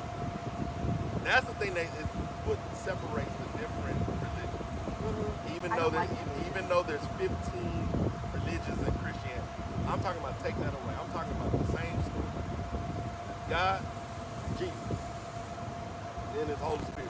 What I'm saying is, Jesus said, if you see Him, you see God. And God said His name, Jesus. Now there's a lot of Jesus, Yeshua, all that type of stuff, but He gave you His name. You either saw how He was teaching and how He acted, and you believe in that. I believe in that. You feel clear as everything, right? I believe in Okay, there's the way that Jesus. okay, right? Yeah. And it should be like if it's easy for you to understand, there ain't no confusion on that. Telling you something, all right? So it's not some higher power. God and Jesus Christ, is telling you, I'm with you. I just need you to come back on this side. Stop having the devil throw religion at you. The word religion. Stop letting that give you red flags. It should give you red flags, but it shouldn't give you red flags to get away from God. Because I'm telling you, the same thing. I don't like religion. Yeah. I try to stay away from that. I went to non-dominational church thinking it was strictly for the Bible. Not Baptist. Me too. Not from that. But sometimes I've been learning it's called prosperity preaching. Oh yes, that's Okay. Yes. But that's a goddamn religion. Okay? But what I feed If through they all would that. go on the Bible, that wouldn't. Okay, but I feed through it. It's just the Bible. So I go to different churches and I can listen. They just read the scripture. Thank you. They tell me something I need to hear because you gotta believe that God is still going to try to work with the same people and give you something that's going to resonate. Not everything going to resonate with you, but sometimes it will when you need it. As an example of that, so like there is a prosperity kind of preacher, Chase Meyer, that I used to listen to all the time. I popped those CDs in, or they were actually tapes, and listened to them and stuff. And there's something that that got stuck in my brain that she said. It was a story about a woman about how you come out from my meeting and you go out your car and your tires are flat. And instead of being all mad about it and stuff, realize that you don't know. That could be that God had your tire flat because the man that you're going to marry is the guy that comes to fix your tire. I mean, you don't know. So that has always stuck, and I've lived by that when I get really upset because now I'm really late or this or that. And I'm like, well, maybe I would have gotten an accident, or maybe he was just keeping me from something bad. Lord, you have to teach you. I know. I just moved here to my down there. Did you go to the English church? No. There's a lady that got the same hairdo and she was sweet as hell. It wasn't me then. No, I'm being dead serious. She met when I just got my child, we adopted him and everything, and she just had the sweetest spirit. She came over and she gave us like little syrup little thing. Anyway, I just kept looking. I was like, "Cause y'all had the same beard. That ain't like just regular like this. No, Like, I yeah, it's right? unusual. Yeah. I usually, that's the thing. I can never get around. Man, if I do something out here, man, the people see me out about, they know who I am. What I'm saying is you're doing good. I'm just saying don't let that stuff stay. Read for yourself and you're your own enemy. At the end of the day, you're gonna be yelled at. And Yep. don't let nobody do that. And see, you brought up like George Myers, right? You didn't know I was actually convicted about that. I liked her. My mom likes her and all that. But I read in the Bible, women ain't supposed to be preachers. They can be ministers, they can prophesy, but they supposed to be preachers. So I literally, and I'm giving you the truth, just 2 months ago I went in and talked to the pastor in there because that was one of the questions. I talked to a woman pastor because guess who kept coming to me and really trying to listen to me? It was a woman pastor. And out of all of the women pastors that was there, it was the main lady, Lorena, who was there. And I went to go, she tried to give me to the man pastor. Like, she didn't know my background, that my mom raised mostly and all that type of stuff. So I was more opposed to talking to women. And so anyway, she sent me. So I tried to link up with that guy. It didn't happen. I run into her again. I said, look, I need to talk to you. I said, I don't care. And then so listen, you understand where I'm coming from. Sat down. I told her, I said, look, I'm about to ask you a question later on in the conversation. I said, I'm asking you. I didn't bring up the fact that she knew, but I said, I need you. She said, I'm fine. I said, well, are they supposed to be women pastors? They throwing you around and stuff like that. The Bible says you're supposed to have women pastors. She goes, well, they use the word pastor, really, minister. They just use her vague. They don't actually use it. Well, it didn't matter on that thing. What I was trying to figure out is are people following the Bible and is there truth? Because I didn't understand the difference. Well, she's being truthful about it. And so I actually appreciate her for that. Well, now I got a issue with it because I like Joyce Meyer. But if you notice, she don't really call herself a pastor. She calls her a public speaker. Oh, okay. Is that the? It's been a while since But my point is, why all this confusion than telling the truth of what's on it? And all of where it comes down, boiled down to it. And I'm not saying God can't use you to do anything without me. They have all this different things. It's the fact that why are people following the Bible the way it's supposed to? Because it won't be as much chaos. It's just like this men and women right now where they're talking about all this divorce and all this type of stuff. Women might be in a bad relationship and then they want to divorce and leave versus trying to support that guy, and then all of a sudden he gets changed and then he'll never do that again. His kids a lot better. But no, they couldn't believe just like men will leave women because they not acting the way they see on we TV. need more people who have that spirit. Right. And just like I'm a lot like that. I think we have a kindred spirit in that question, and not come in condemning, but saying, Right. here's my question. How do you explain it? Right. So that I can know where you're. I may not always agree with you, but I want to know what reasoning are you using? Maybe you know something I don't know in that Bible, Yeah. you know. And But so again, if you think we need about more people to do if that, you though. think about how with all intended, God laid it out. Men are supposed to be the leaders of the family, and then the women are supposed to be support. Doesn't mean they're serving. They're supposed to support. Dude, if you knew how many times I've had conversations on that, because that's my boyfriend. Oh, hey, I got girl. He won't like me.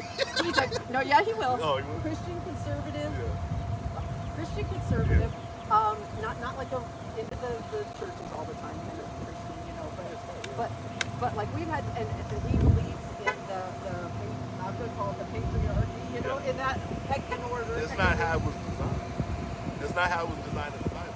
It was literally We've just had a lot of conversations. because men are not supposed to be the emotional portion, right? And I think that's that men have emotion, but they're not supposed to be emotional. That's what the nurturing comes from. Love. So when we are doing a decision, we're supposed to have counsel with your wife because she'll protect you. So if it was 2 occurrences, if I didn't listen to my wife, I probably would have broke. The dumbest men are the dumbest. Doesn't mean they have to agree with Right, everything that's what they I'm say. saying. And so, but it stems from there. If you're supposed to be the leader of your household, doesn't mean you gotta be the most paid. Your wife ain't the leader. But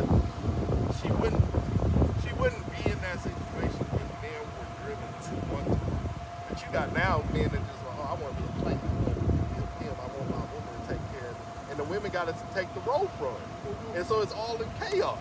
So I don't blame women for like, shit, you ain't shit for, I'm going to turn lesbian on you because I really don't need you. I can go get me a toy and this woman can relate to me. Yeah, if men are just like money and dominance over there, Yeah, we don't need that. We can go get money from a woman Right, that has a job and go marry her, and then we're equal, you know. So yeah, I got where you're coming from. But I'm saying this disruption. But at the end of the day, I tell them, how to fix things, fix your own house. If you don't fix your own house, you live in a certain way where you don't believe in God, you already doomed. I'm just telling you like it is. I do not see a fix if somebody don't believe in God and believe in Jesus. And I know that sounds biased. People that believe in Hinduism, they believe in spirituality and all that. But tell me which one of them assholes fix the world. Yeah. Jesus at least is growing for people to know who he is. I'm not saying it's fixed the world, but he already said the world's damned. This is what he said, it's damned. We just need to try to live better, and by the time we all die, we're going to be judged based off our merit, but as long as you believe in Jesus, which you already do, you just, I know you want the religion really just like, look, real bad. But what I'm saying is you already believe in God and Jesus. You already in the right, like you literally way farther than me. I'm just talking about on the We faith. should talk sometime. I really enjoy talking to you. You are Yeah. you way farther than me. Like you have more faith. It's just, I'm telling you. I wish. It's like that's what I was getting with that lady telling me that about being like Jesus. It's like, man, you know what? Here's the difference between me and a lot of Christians is I actually have I have conviction of what I believe in. What I believe in, I have conviction, and that means that when nobody's looking, I still live the same. it. When That's I don't what want to I'm get saying. up and go out and do it, I still go out and do it. And that's Yeah. what Jesus said Yeah. he liked.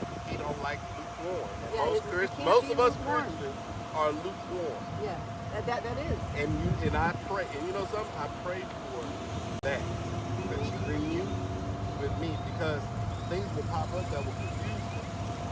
They'll be like, man, the hell I'm going to this church. But I forget the purpose of why I'm going to church is to meet people, have conversations, because I'm allowing God to work with me. And I forget. I don't well, see. That's one of my things about Christianity, religion. Where these people, a lot of the Christians, I'm like, if they really believe and had conviction, and they believe that God's in control and all this, why are they the ones that are so fearful of it? Why aren't they living as if this is temporary and that is But forever? that's what, if we're going to use the word as true, that's the whole I'm being generic. No, I know, but I'm saying we're going to use the word true, that's the whole thing. That's why I keep like people forget. They say, you're supposed to be Christian, you ain't supposed to do that. No, they are supposed to do that stupid shit. They're not perfect. That's the whole point. Yeah. If we were perfect, we'd call us Catholic. All I got to go is to the Father that they call and give a Hail Marys and all that type of stuff, and then I'm forgiven. That's not how that shit works. Yeah, I really wish people would really, because Christianity encompasses a lot of words, the term Christianity. It really is. If people realize that true Christianity, the church, are the people who, it's a personal relationship between you and God. If you need somebody between you and God, there's something wrong. Because it's supposed to be you and God. Yes, there's people who may counsel you or try to, all of it. They try to tell But you. they are not the ones But who like say that was my big thing, especially with like the Catholic Church that I have Again, if you against. got a red flag, It's a red flag. yeah. If you need a priest Yeah. to forgive you. Well, back then, that's where that came from. Back then, when we didn't have Jesus, we had to do that. But that's why Jesus brought it up. He said, y'all weren't following none of that stuff.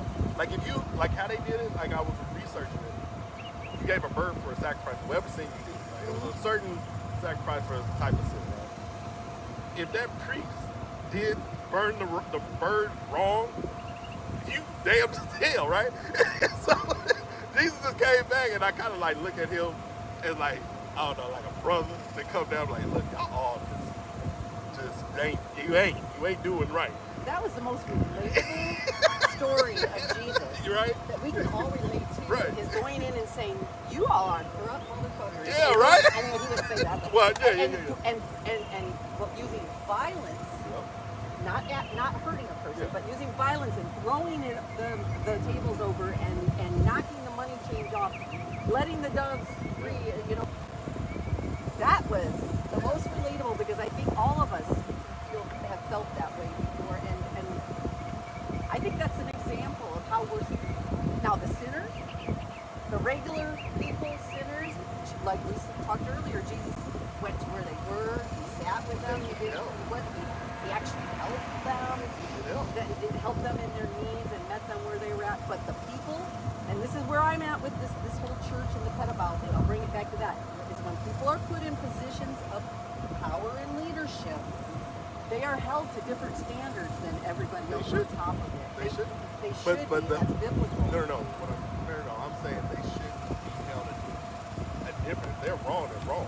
They should be held just like anybody on the street that did a pedophile. Go to jail. Yes, but I mean, what I'm saying is generally, not just like pedophile, you know, that. Are you talking about the people that condone it or try to? I'm talking about the pastor and the elders. Well, the pastor should have went to jail. Yeah, he should. He still should. I get it, but I'm talking about our law. Yeah. What I'm saying is, it's already done. What I'm saying is, it shouldn't be a status. That's what I'm trying to get people out of that, because you turn to a religion. If a person do wrong, he pedophiles, he should go to the same jail like the rest of the people. Okay, so like me, here's my example. So like me, I stand up against pedophilia. Correct. I do a lot of protesting against pedophiles and people who let pedophiles around children and stuff. Once I decided to step out and start protesting and doing different stuff, I knew that the spotlight would be on me, and then the things that I say, so that I now I had to go through and do a lot of soul searching and say, I've done a lot of bad things in my life. Is there anything that I've done that I can't, if it comes out? No, I think you got what I was saying. Okay. I was saying a pedophile should be, it don't matter if you're a pastor or a cop, you should go to jail. Well, yeah, but I'm trying. I'm not saying. I got now where you're coming from. That people who are in politicians, even, you know, whether it's anybody that's in a leadership position like that, you do have different kind of you should have different expectations for them. No, you do. But what I'm they saying, should be even more blameless. So they should. No. I know that. Yeah. But what I'm saying is, you just look at the face value. They just we put Absolutely, a status on we because do. you got to remember where my disappointment that really hurt me was them preachers. I followed you for so many times. John McCarthy. That's who I'm talking about. That was before. I don't know that guy. I know, but this guy named John McCarthy from Grace Church. He follows the Bible, he's real Baptist, hardcore, he's all about, now kind of chauvinistic. Something I listen to, something I don't really read about. But when he made his little comment about that whole George Floyd thing, and where he said, well, I can't believe that now the bad guys are the good guys, the good guys are the bad guys. But he just implied is that all cops are good. That ain't the truth. And not all cops are bad. But guess who killed Jesus? The cops. The Romans were the cops. So you trying to tell me all them were good? I can go back to biblical on it. But that was the first thing that popped in my head. But he's talking about shit that he never lived in the hood or any of that type of stuff that goes down. Yes, the dude was a crackhead. Yes, he went up there and all that. But how they held him down and all that type of stuff did not need to be like this. Yes. Okay? It's a way you do it, just like that military. You go to war, shoot and all that. Nobody told you to go rape the lady that was in the bunker not doing anything. Or if she was a military person, nobody told you to take her prisoner and go rape her on the side. You're supposed to take her prisoner. Yes. And people keep trying to justify stuff. Oh, they do. I absolutely understand that. My first sign was like that. No, that's fine. How I've changed since then. But what I'm saying is people did that to combat Black Lives Matter. But what I laughed about it was most of them people that joined on the bandwagon of Black Lives Matter don't know what the real Black Lives Matter is. If the real people that know what Black Lives Matter is, why the fuck would you back them? They don't care about black folks. That was my my big thing against it. Okay, but what I'm saying is the messaging of you doing the Blue Lives Matter is like you just took away the whole context of the rest of the people doing. No, I understand that. Yeah, and I've grown since then. That was my. And I know, and I'm just saying, but it's the same way you can do this. you could throw off the whole purpose of what you were trying to do if you don't say certain things a certain way. Because you got to remember, like you said, you the spotlight. You got And 20 different views on what's going on. I can't be out there being around with pedophiles when I get done with this. What would that do to my voice and my quote unquote ministry? Thank you, right? Yeah, I have to be careful of the things I do and say now, more so than But I'm Joe saying, Blow. but what I'm saying is, let's just say 30,000 people that come into this church going there for pedophile. That's not what they thought process is. Now you might know the truth. I'm just saying, you might know the real truth this whole time before this came out, and you're like, y'all stop! I'm protesting. When they keep asking, why the freak this lady keep protesting? Well, you know the truth, right? But 30,000 of these other people going there for their Bibles, bringing their kids in to make sure they live right. Well, you don't want to just rob them from there. Then I'm not telling you to stop what the hell you doing. right. It's just how you do it. Yeah. And that's why I see a lot of these people that protest, it's just they just need to shut the hell up because they need to fix their own mindset.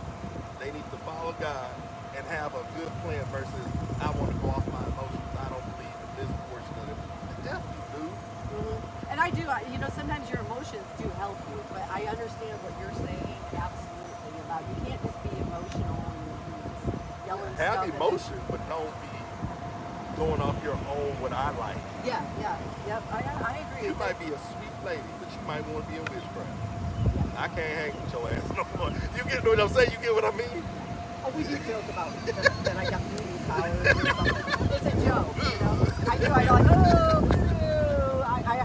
One of my channels is the voodoo or something like that. Dude, it's a joke, I'm not into voodoo or none of that stuff, I just, sometimes I make fun of shit. I'm like, it's funny. It's just something you just keep trying to make a move, stay with it, but you're not going to get done with the right people. Because you are real head. When I say head, I'm not saying like you're heaven. No. What I'm saying is, you are what God says in the Bible. But if you don't read that for yourself, the devil know that that's who he wants, and he gonna stir you the hell away from it. And guess how he's stirring it from? I'm telling you how he really. You will not go talk to somebody. I'm just saying, if they come off a term religion or they come off religion, and they might need to hear from you, that God might need to speak to you. But if you don't try to receive it and you don't believe it yourself, it ain't never gonna work, and you just got to tell that. What I'm saying. Well, and that's, you know what? That is why I do try to not my own biases maybe, or my own colors or whatever, because I do. I've been hurt. I can admit that I have a lot of maybe even still anger and that. But keep that anger. Yeah, but I still need to. That doesn't mean I go out and I'm going to yell at a Christian. What I'm saying is keep that anger because you can relate it, but it can. You can have it drive you whatever from there. But what I'm saying is you can speak on it and say where does it say that in the Bible? Because if they know that you read it and you do it, it's like is that how you supposed to read the Bible? Because I do it all the time. Yeah. When I hear these Christians out here talking about like I get they go for church. Like keep in mind, I'm independent. I am too. Okay, so they'll say I'm for Trump. I'm like, give me the reason. And I laugh at most of the folks that go for Trump and all that. Dumbass. When he did an interview not too long ago with Oprah, he said the way he would win the presidential, he would go Republican because he would play on your stupid. And he's talking about your religion. And so then what he did after that.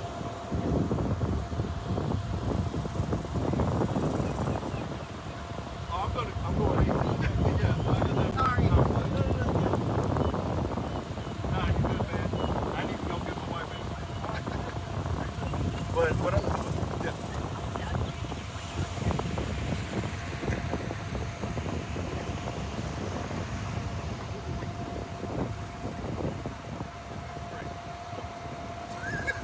Nah,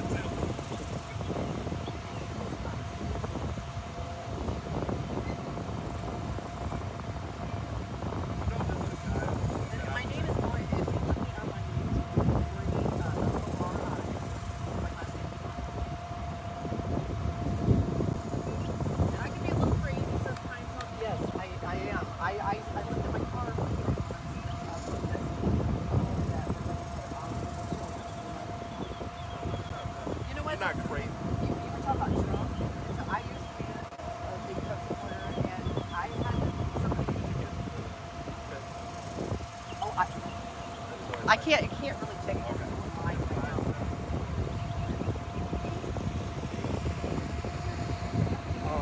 What I was saying is, It's about policy. Some people think about the person, and it should never. They're all it should be bad. about policy. And the issue I got, I remember when I was in college, you got to see all of us. How they got it separated. You Republicans, you want to see this, Democrats see this. You know, this fucking Democrat dude say something crazy, I don't want to believe it. It should be all in one so you can vote for it. But they gonna always set it up like a game. They know for Bloods and Crips anyway. But what I'm saying is Trump, he hang with black folks. He hang with none but hip hop people. He like black women. Why are you going for them thinking it's giving you the white dream? He care about other rich people, Yes. not for your broke ass. For you, yes. I have a big trouble with believing anything anymore that's in politics. How's that? Girl, hey, it's been a pleasure. I'm glad you stopped. That was really nice to talk to you. But girl, Give me a call. I live about an hour away. We should meet up sometime. I mean, Get even some lunch. if you're married, right? So your wife. we get lunch somewhere, but Yeah. but I'm saying research that stuff. Look up a guy named Gino Jennings. Gino Jennings? Yeah. Okay. He's really been going off on preachers. He even went off on George Smith. I can't dispute some of the stuff he says. Follow the Bible. And then I watched Rob Ford, but I also watched Charles Stanley. They were all kind of similar when they were teaching stuff. Oh, okay. But just researching yourself. Okay. What's your first name? Yeah. Derek? Yeah. Derek? Okay. Well, it was nice meeting you, Derek. All right, Miss Thornton. Nice talking to you. Later, Bob. Have a good day, bro. Good woman. You hear that? He told Eddie he got a good woman. Derek was the name. I'm sorry I wasn't able to bring my video over, but I just had a really long conversation with somebody that pulled up.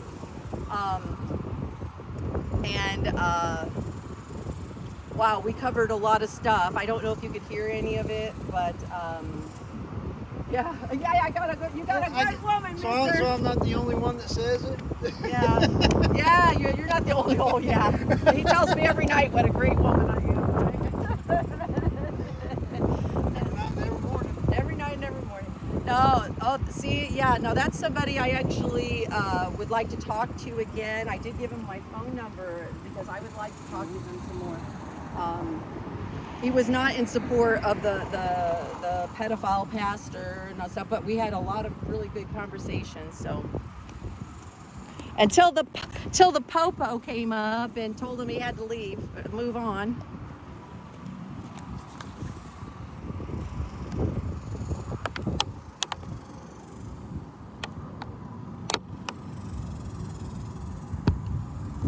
Oh, in the UK. All right. That's good. We got the UK.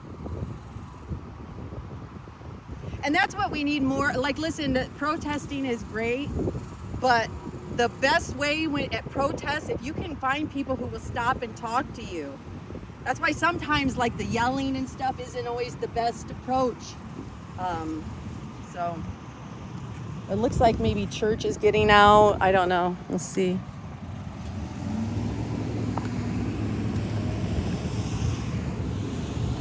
Yeah, it looks like church is getting out.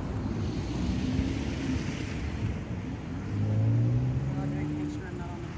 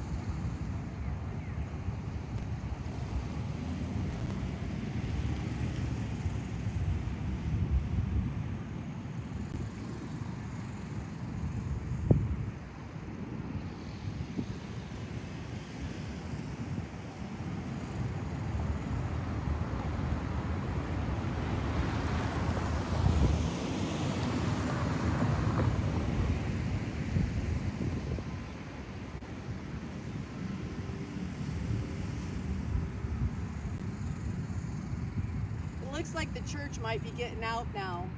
I think that first service probably. Probably because there's another one at 11. Yeah.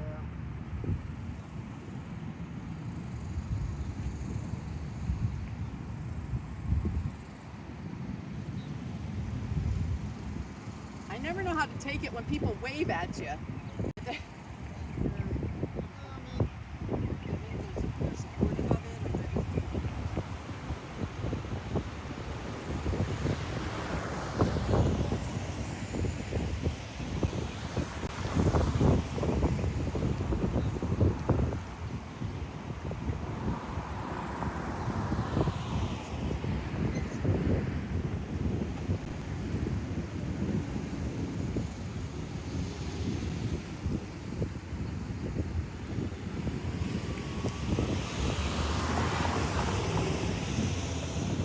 It's not as hot today. It's not as hot today, thankfully. What is it? Oh, MT Native is in there. Hi.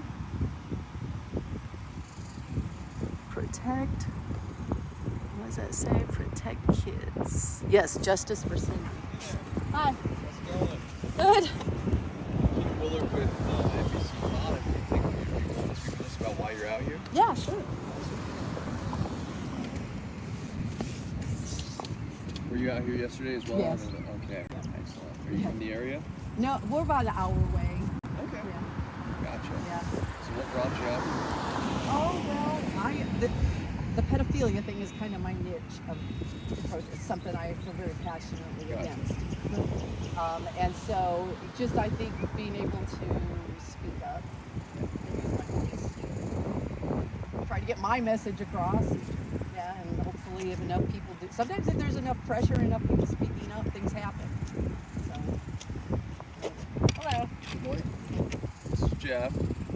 Hi, Jeff. Stig. Is that okay, Steve? Yep. Okay. I was going to grab the other one. I was like, nah, that'd be easier.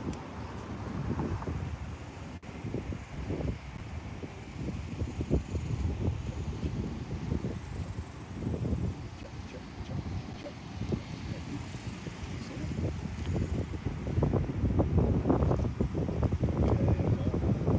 Look right at me, okay? Can you tell me your first name, your last name, and spell them? Yes, Lori, Lori, Arnold, Arnold. What are you doing out here today? Well, protesting, but yeah, I think just really at this point trying to make sure everybody knows, like that's why I have my sign here about She's 2012. I think there's a lot of people that are coming into this church that don't know what their pastor did, or they're hearing different things, and so hopefully maybe bringing awareness, and I would love to see some accountability.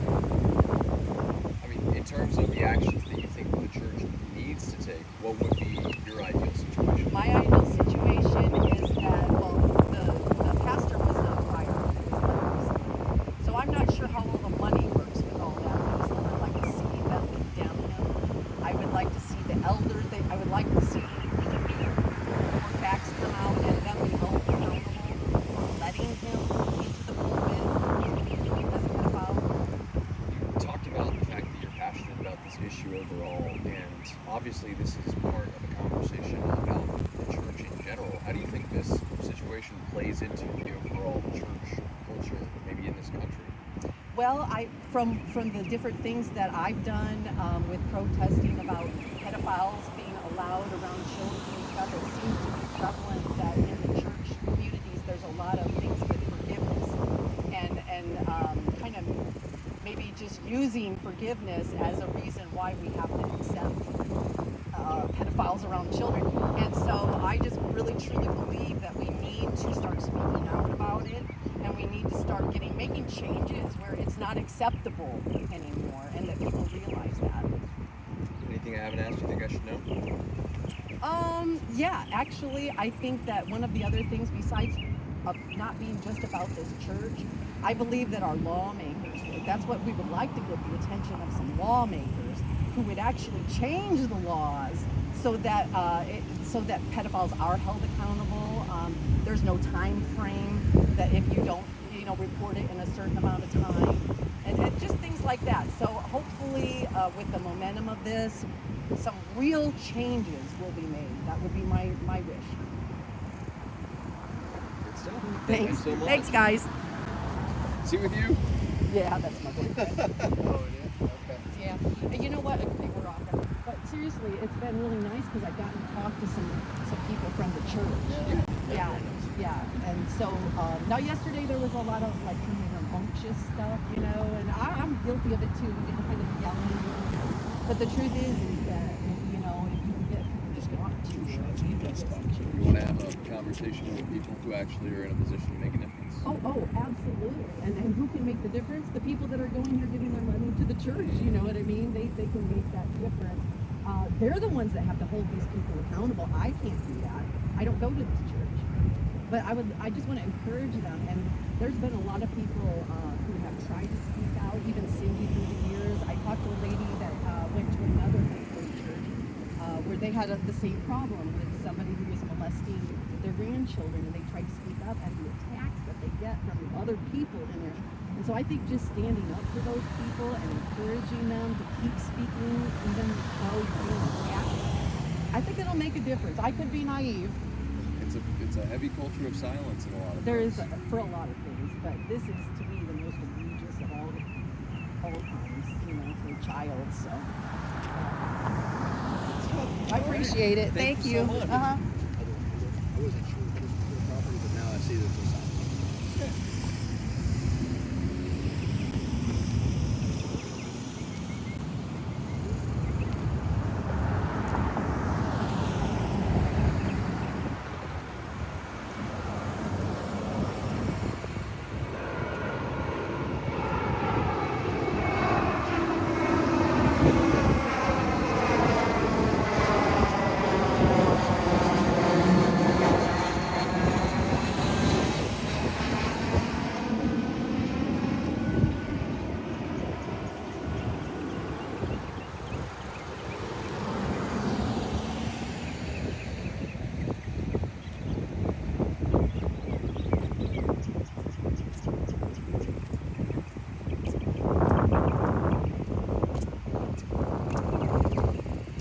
Talk about the whole with the legislation as far as like organizations.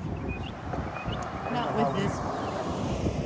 I did yesterday. They I didn't think put it that's in. really something that you can hit on, these organizations that knowingly allow pedophiles, and like you said, Yes, it don't matter what organization it is, as long as the organization is in the church, people that do need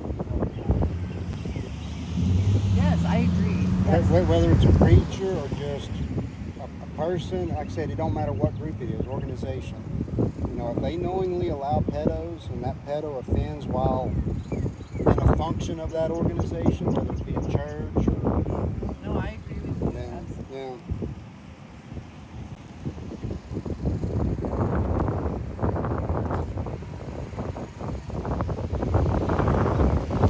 yeah. Yep, I agree, Eddie.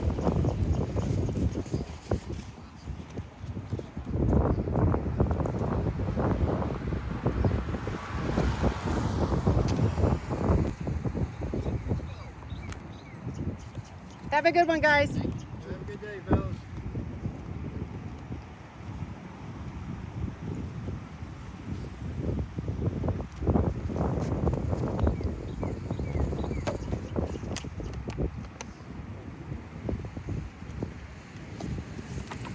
Going in and out.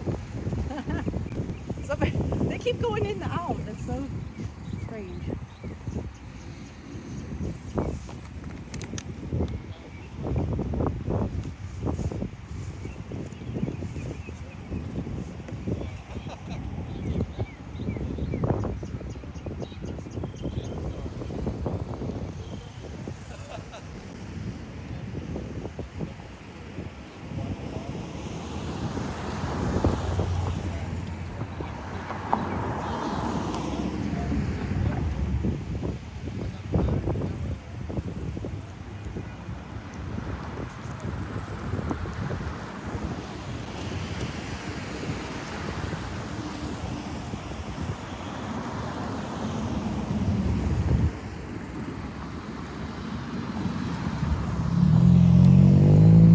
Yeah, they're starting to come in for church right now. It looks like they must be changing. It must must be changing to the church coming in. There's Eddie. We're there with his signs.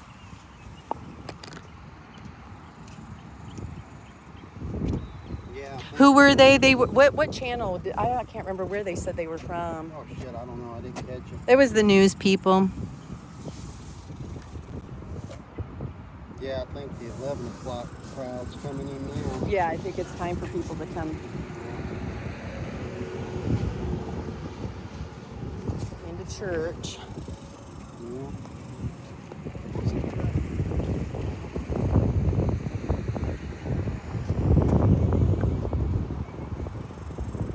Get back over on my corner. Get on your I'll corner, get back on my Get corner. out of my corner, mister. Trying to take your turf. Yeah, have turf wars over here.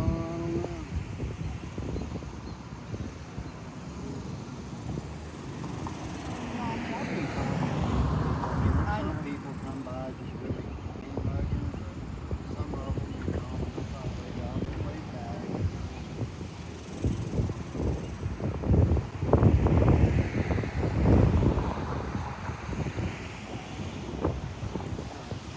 Here's my corner. Okay, get in your room. Hi. Hi.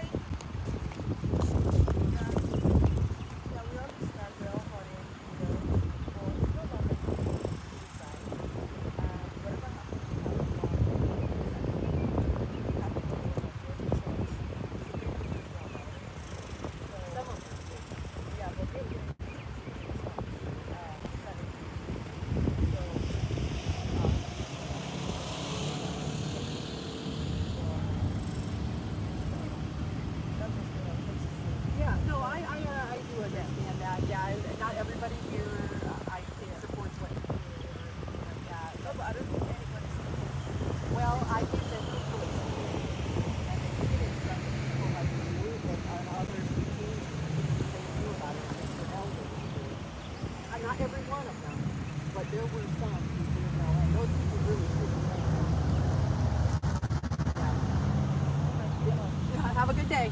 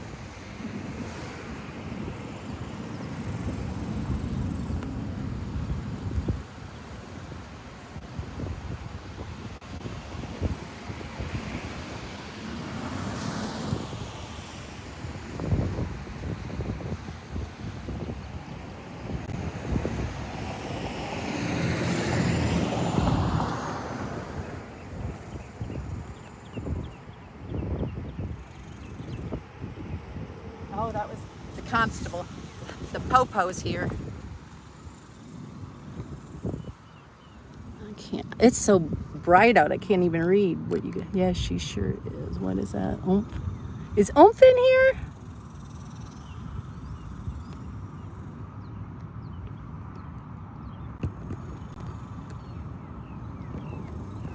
It's dumb to approach somebody with a bunch of signs and ask them what they're there for. I couldn't read the whole conversation, but well, I'm such a nice person. Look at. Does his face look scary?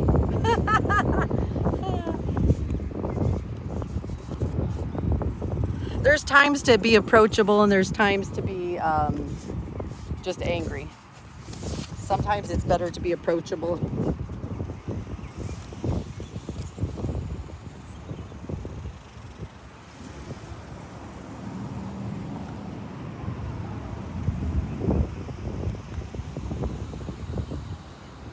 Thank you.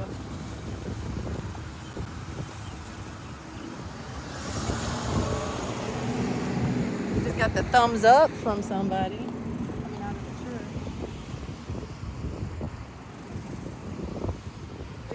you get multi reactions because you guys can't see the reactions of people, but there's a lot of there are some people who come out of this church that give you the thumbs up when they see things like that and like that. That leads me to believe I don't know what they think, and why they're here. They may be here to hold them accountable. Who knows?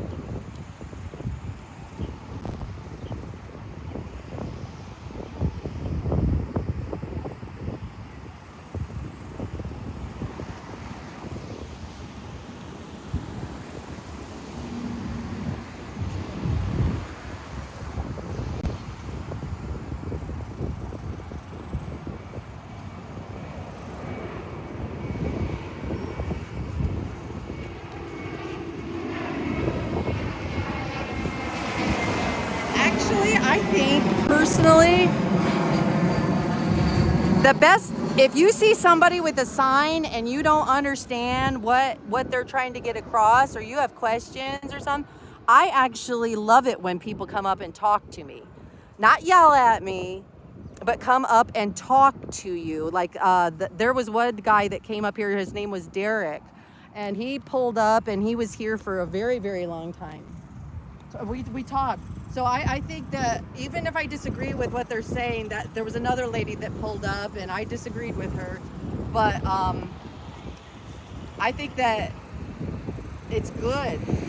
That's why I like to have signs, because I want to get I want to get my point across, but I want to get some conversation going. I want people to start talking about things. You've got to have the dialogue. Just yelling at people, or even just having signs, you don't always get your point across. And I just think it's good to start conversation. So I think that if they're yelling at you or something, then maybe you don't need to approach them. But like people, if they're just holding signs and stuff and you see people protesting, I think it's smart to come up to them and ask them why they are saying that, what they mean by their sign and stuff. So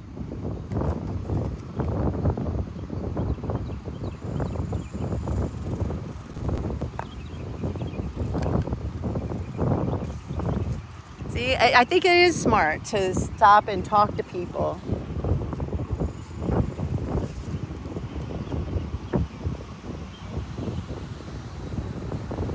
It's hard to get your point across on a tiny little sign, with just a few words.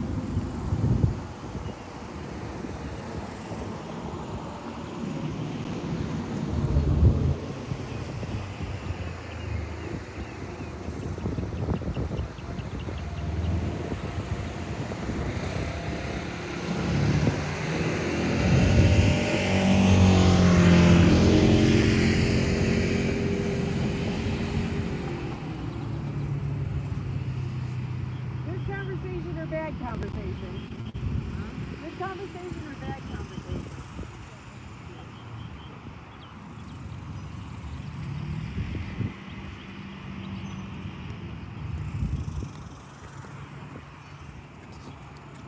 Well, it's not as hot as it was yesterday because my phone hasn't overheated yet. My phone hasn't overheated yet, so it's not as hot.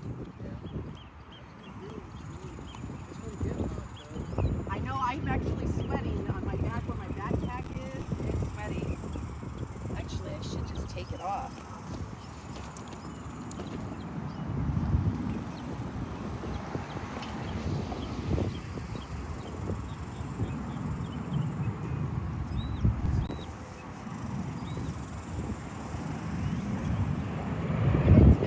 Look at it, people, she was only 12.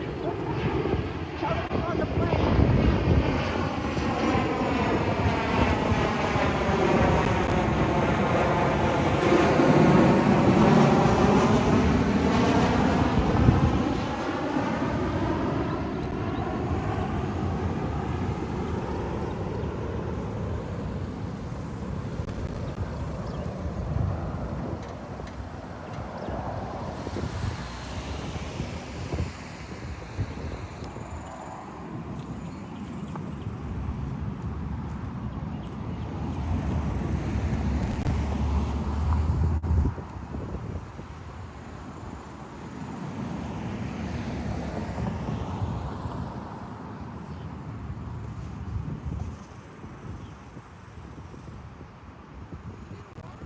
No, some guy came over and gave me a couple of waters.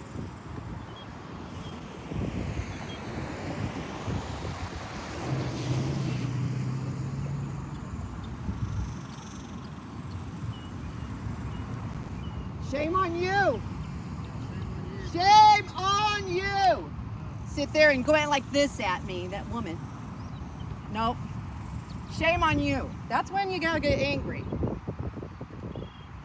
I'm not angry at every person that goes into this church. I'm angry at the people that go into this church supporting the pedophile pastor and saying that the people who call it out are wrong. And going like this at you. Like you did something wrong for being out here. Tell me how this is wrong. Justice for molesting a child. There's something sick and wrong in people's heads. Two young ladies driving in there to church, going like this at me, shaking their heads. Fuck them. Yeah, fuck them. Those are the people I'm angry at.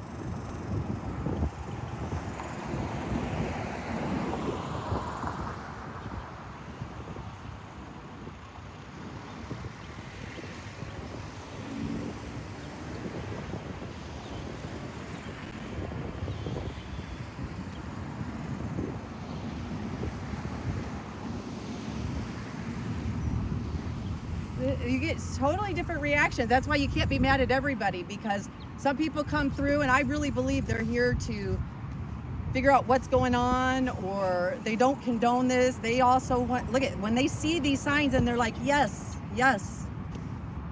They want justice. I would like for them to go into that church and try to find some justice and demand justice for the people who knew and knowingly put a pedophile in their pulpit and lied to them about it.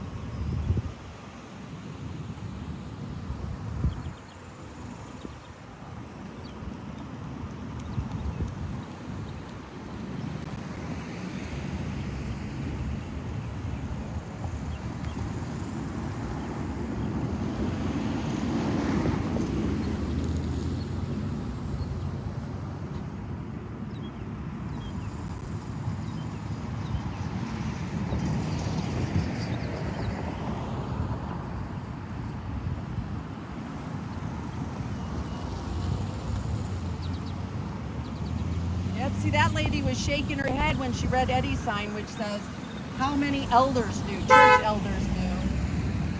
And she was shaking her head, yes. I think people want answers. People that go to this church, they want answers. They want to know why some of the people, who knew, why. They need to be asking these questions, holding these people accountable.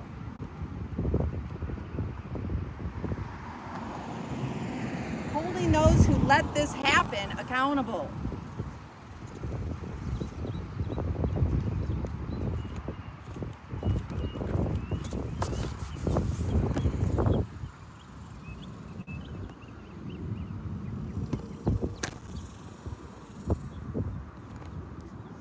Yes, we need justice. I think there's a couple different ways to get justice, though. There's justice as in, holding the people accountable who did this in the church people holding them accountable. Then there's accountability from the judicial system. There's that kind of justice from them for both Robert Morris, the pedophile, and for, I wish justice could get for the church. I really believe in that we have to start getting justice and holding people accountable who allow the pedophiles to be in a pulpit and in a church where there are children. Those people also need to be criminally and civilly liable, but that's not the way it is yet. I would love to see that change. But we also need justice. We need to justice would be changing the laws where they're wrong and making it so that there is no time frame so that for people to get their justice. I mean, justice encompasses a lot of things. It's not just a one-word answer of what is justice. I'm sure, I don't know Cindy's heart. I don't know what Cindy thinks is justice.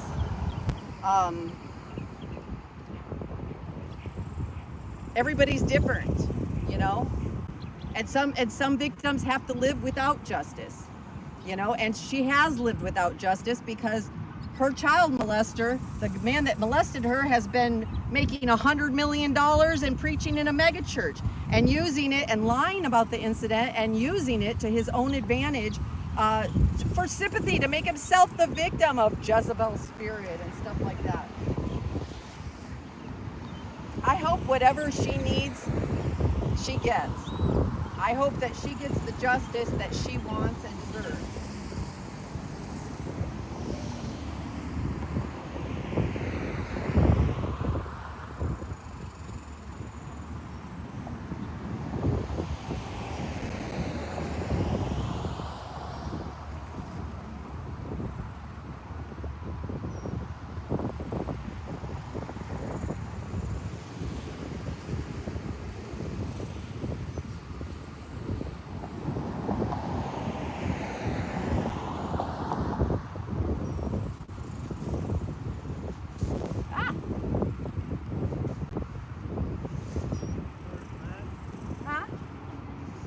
Oh, the mockingbird's back? What is that thing, right? What is that? It's floating through the air. It looks like two big bugs stuck together. What are they? Dragonflies?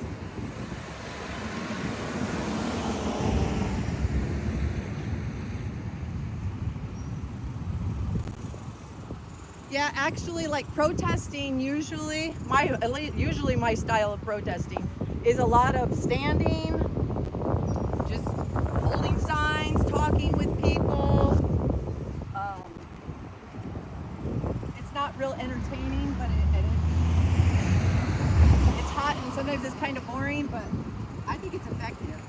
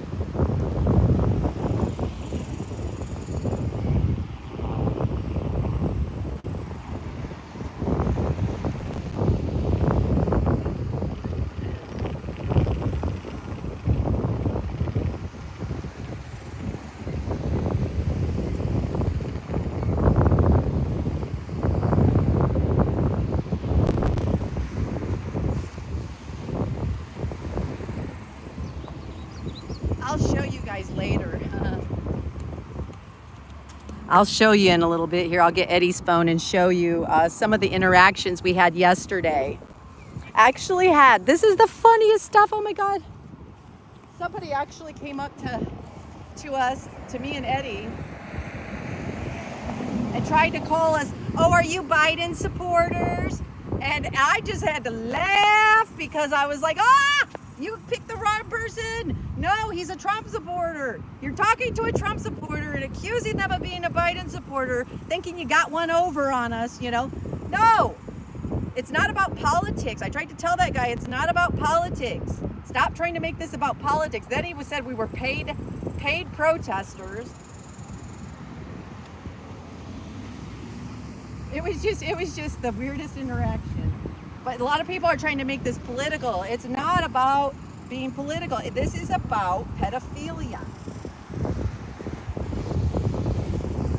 And there are people because of politics that simply condemn it because of politics, and other people that excuse it because of politics. So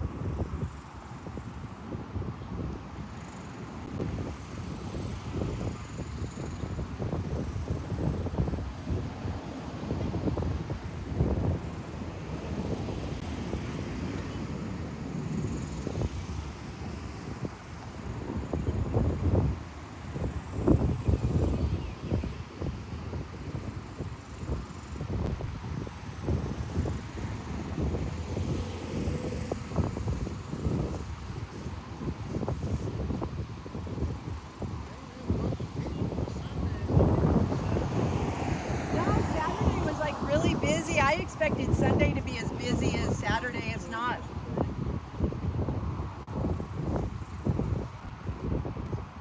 That's interesting.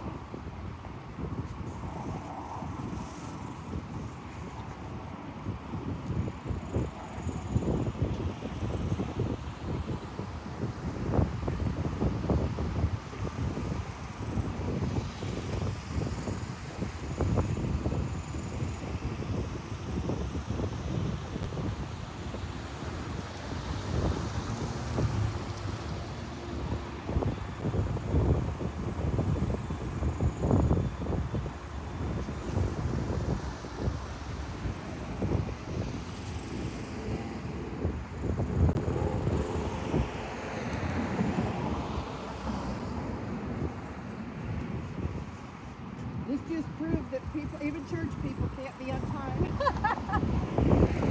You and I can remember going to church and being like, we're late again.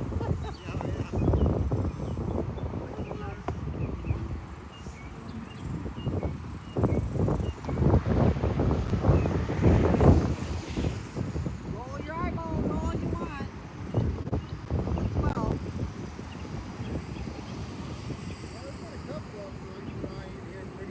yeah, I know. I'm waiting for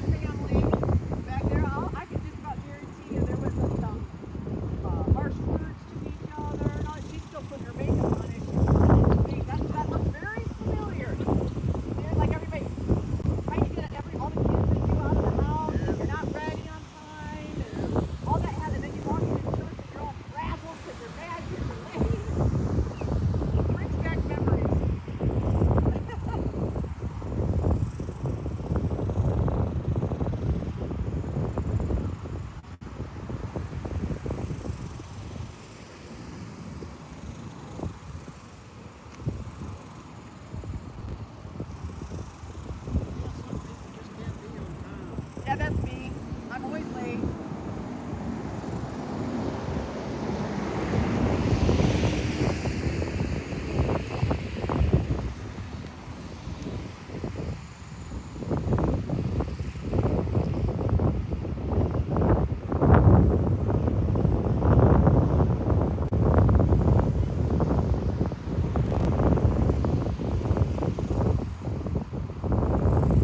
I try to hang around with people who are on time. See? Help me be on time.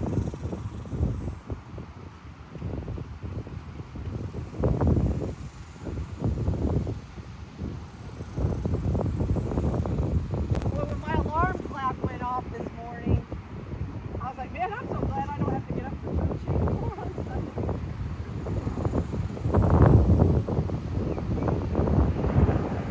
I can see my future on Saturday night.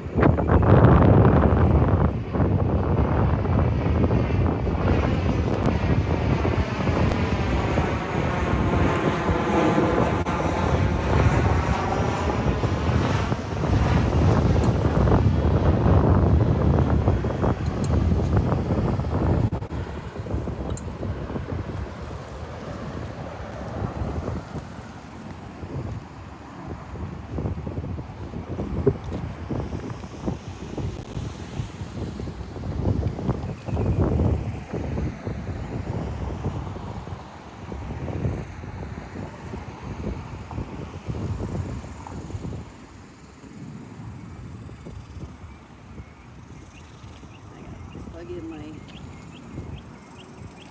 cigarettes.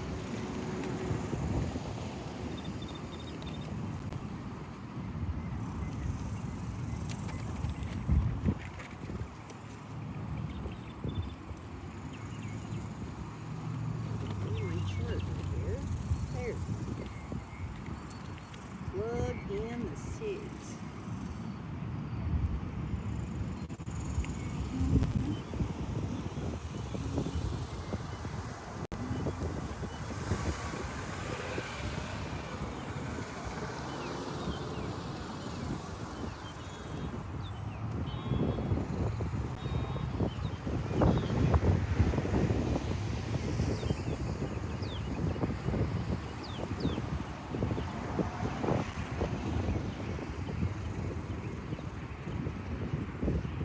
Oh, it is getting hot out here now, isn't it? It was so nice this morning.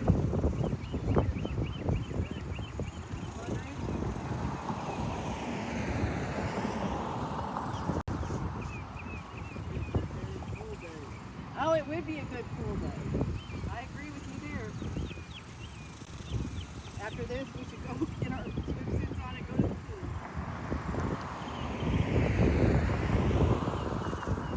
Get the air conditioning, one of the two. Get a cold shower and sit in the air conditioning.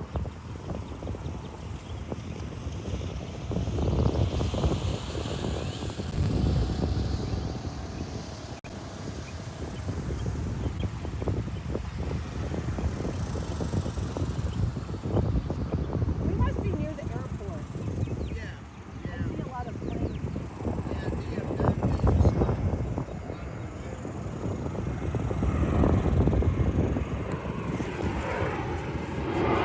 It is getting hot. I got to keep checking my phone, make sure it doesn't overheat.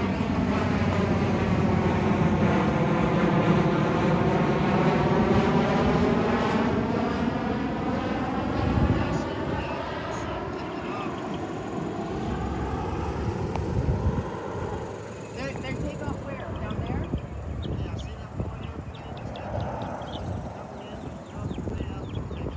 I don't see one taking off, no. It's way out there. Yeah, it's DFW Airport.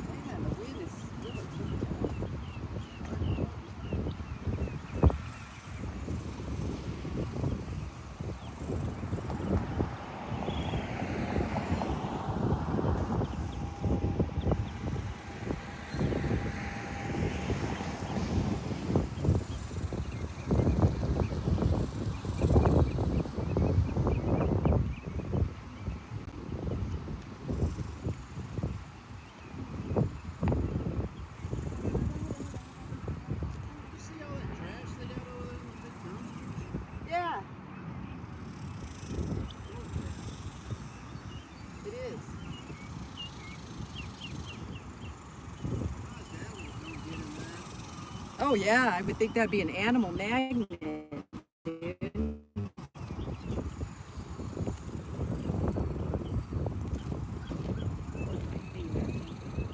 you need water, Eddie?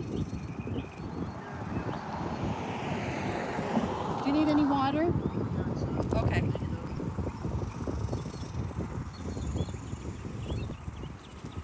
We ended up taking the water home. Some lady, so like some of the church people stopped yesterday. Oops, this is another one, but they stopped yesterday and one lady gave us a case of water. She said that she was going in to talk to or not talk to, but to listen to what they had to say about this. And then that was her last day here. And she brought the protesters a case of water. We didn't want to leave stuff just sitting around. We cleaned up afterwards, so I got a bunch of waters.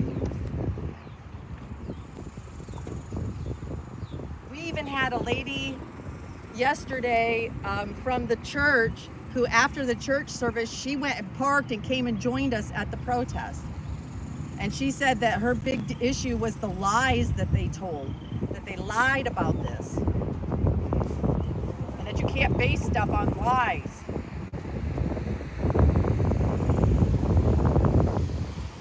I can get down with that.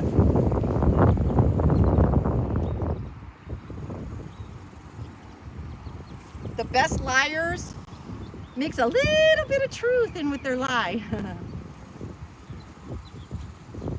A good liar. Bad liars just lie. Good liars mix a little bit of truth, and that's what this pastor did. Oh, he had a moral failure. Whitewashing. It was just a moral failure. He made it sound like it was that he had just sinned by having sex with a young lady, a young woman, and just kind of the way the terms he used and stuff. And he actually used it to preach in there to the people. Good liars put a little bit of truth with their lies. Hey, can I see your phone real quick?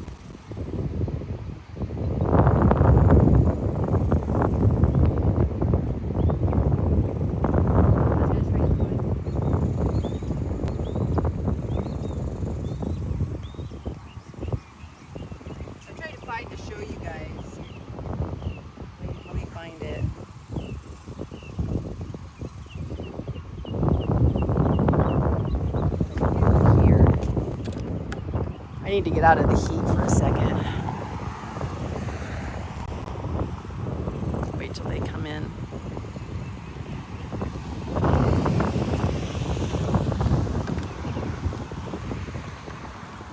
I'm over here into the...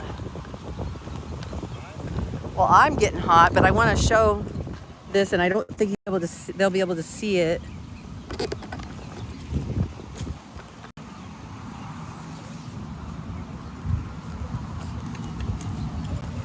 So let me find it real quick here.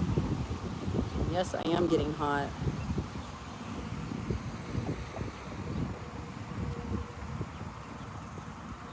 I gotta take my glasses off. There's still some stragglers coming in.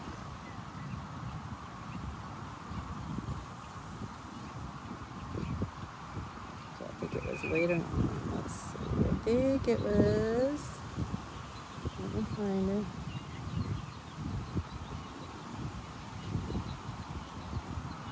Trying to find that one. Oh, here it is. Okay. Here it is. I did for a while.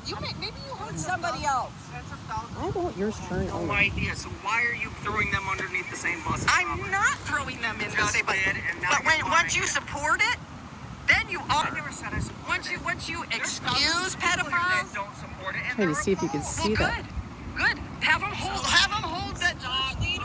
Have them on hold everyone. the church leaders accountable. I don't know if you can see that. Dang it. Don't be like the blanket. Why don't you stand up? Go ahead and say it that your pastor's a pedophile.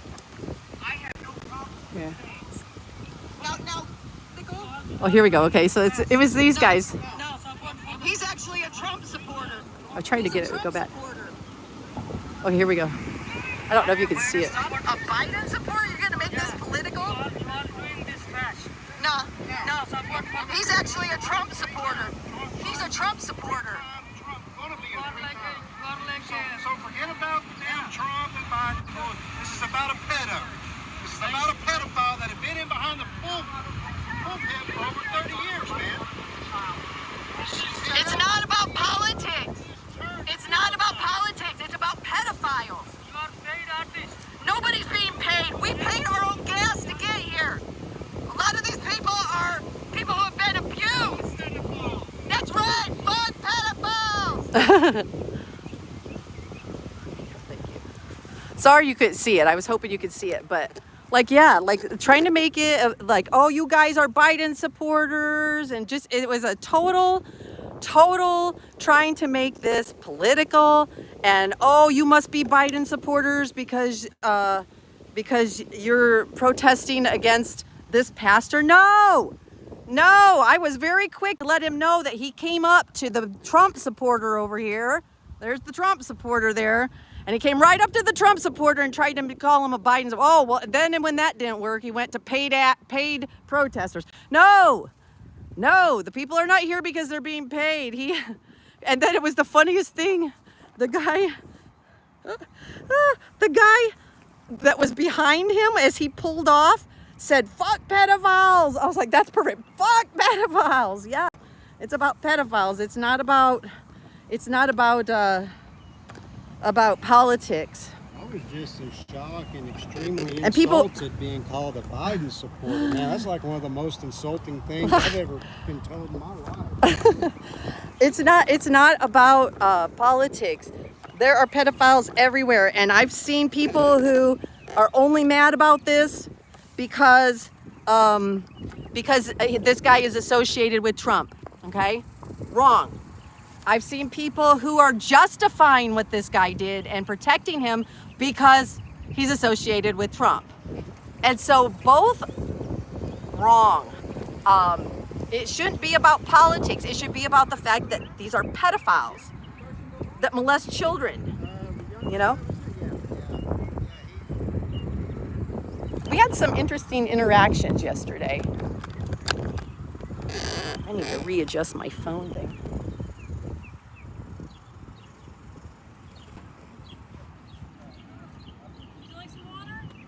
I've got some, but thank you. Appreciate it. Well, okay, if you got cold one, I'll take a cold one.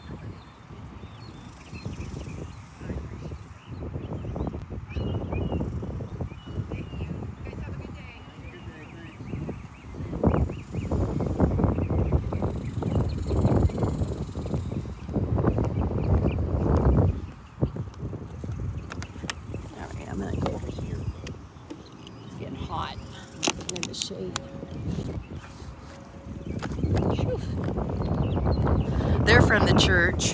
They're staying here in the church. They believe that what he did was wrong. They believe they want people to be held accountable and all that. But what I hear a lot. Sorry, phone overheated again. It was the right time to get in the shade.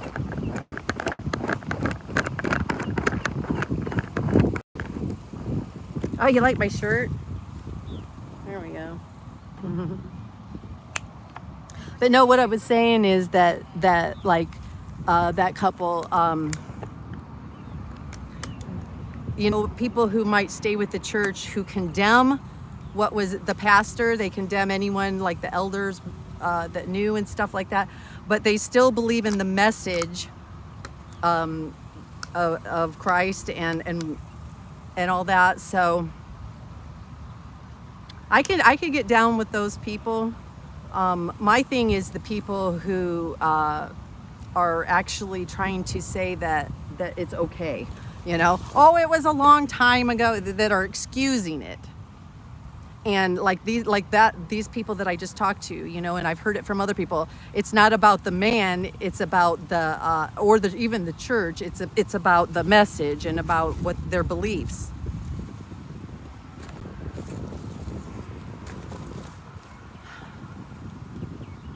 Yeah, there's no excuse. There is no excuse. No, there's no excusing it. And people keep trying. I keep seeing it, especially online. Even on. I was watching the news. A couple of the news people were out here yesterday, and we were watching some of the videos that they put out about the protesting and stuff. And the comments underneath, some of the comments, the excuses that I see all over on social media. Well, it was a long time ago, it was kind of get over it. It was a long time ago. People change, a lot of people accusing the victim.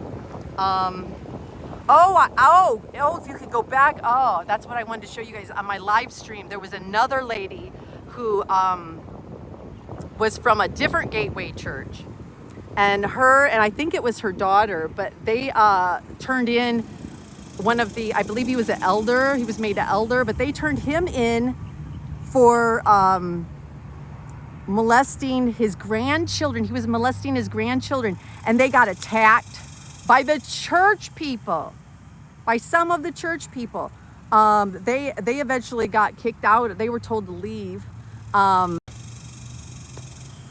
See, that's where I have a problem, is that when people do try to stand up and hold people accountable, the flying monkeys, I call them, the pedophiles, flying monkeys, come out to do damage control. And what they do is they attack the victims, and they attack the people who are trying to bring any awareness. So just know, if you stand up and try to speak out against a pedophile, especially if they are a powerful person or a popular person, a well-known, well-liked person, you will be attacked. They will make up lies about you. They will kick you out of social circles. You will lose possibly your family members, close family members. That's what happens. They'll call you all kinds of names and make up lies about you. Stay strong. Stay strong. That's something that I point to, though, when people are questioning, well, why didn't she come forward and all that? Have you seen how she's being treated now? Can you imagine dealing with that as a child? Living in the church world, because Cindy was, from what I could tell, she was a pastor's daughter, and this was all handled in church, How do you think when the leaders of those churches then let this guy back in and her dad washed his hands of it? I can just imagine the attacks that they would get and probably did get. Yes, she has to live with this for the rest of her life, James, you're right. It's a life sentence. Yes, people who stand up against this are just as bad. Yes, that's what I'm saying. They're just as bad, man. Well, because they perpetuate this. They're the ones that allow pedophiles to just keep going on, and we've got to start taking a stand against it and speaking about it. It's not a pleasant thing to speak about, and it comes at a cost when you stand up against pedophiles. And I will tell you that in the last week, I cannot tell you how many times I've cried. How upsetting it has been.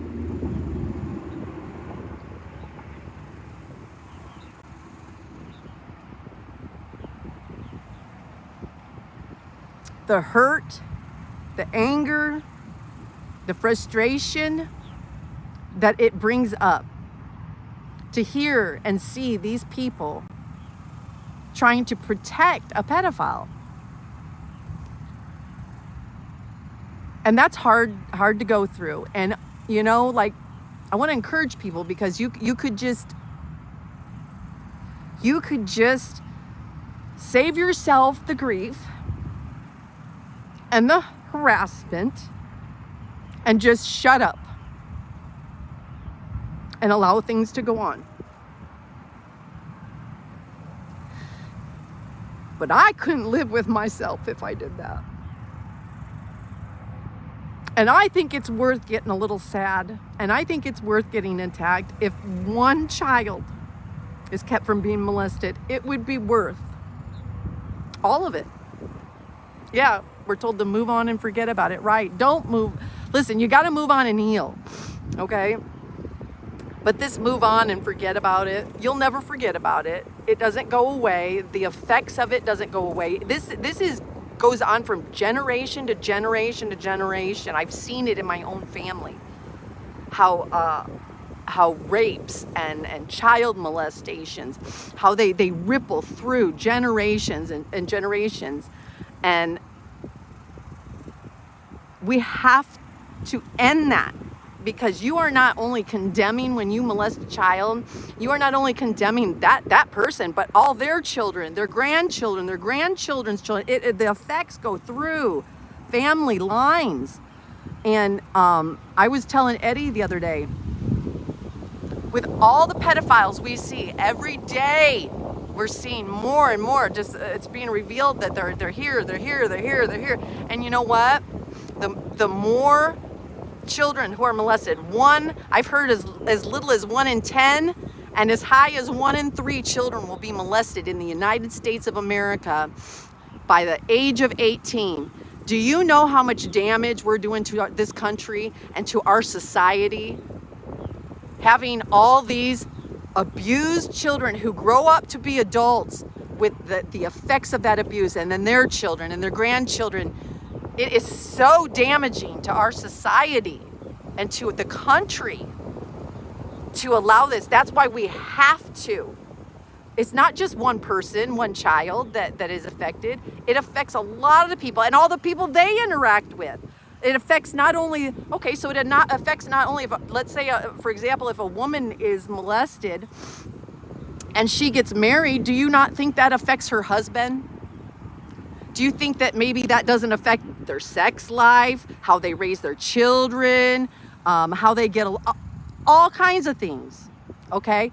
So it does, it affects so much, and it's so damaging. I believe we must start speaking out, and we must start holding the people who molest children accountable and try to end it. You can't ever end crime. We'll never end pedophilia. There's gonna be pedophiles out there, but we need to make it as hard for them, and we need to definitely hold them accountable so they don't get to keep going on and reoffending. We need prison sentences, real prison sentences. I'm a death penalty gal, but let's say real prison sentences. And we need to make sure that when a pedophile has been convicted and he has been given a sentence, he has to serve his full sentence. There is a Knight's Law. I talked to the mother of a little girl who was killed by a pedophile that had been let out early from jail. He had been let out early from jail, and he killed his wife, his wife's children, and a couple little girls that were spending the night. And I talked to the mother of one of the little girls that was killed, you know, and that's they're trying to get Ninth's law passed in Oklahoma, and where it would make it so that if a pedophile is convicted and sentenced, they have to actually stay in jail for their full sentence. See, it's just stuff like that. We have to start changing laws. Until the laws change, and the courts, the judges, and the prosecutors, we got to get our prosecutors to stop letting these pedophiles get away with these small sentences and doing plea deals. And honestly, I'm a big believer, something I've been wanting to happen for a long time, is that we have got to start holding the people who let pedophiles around children accountable also.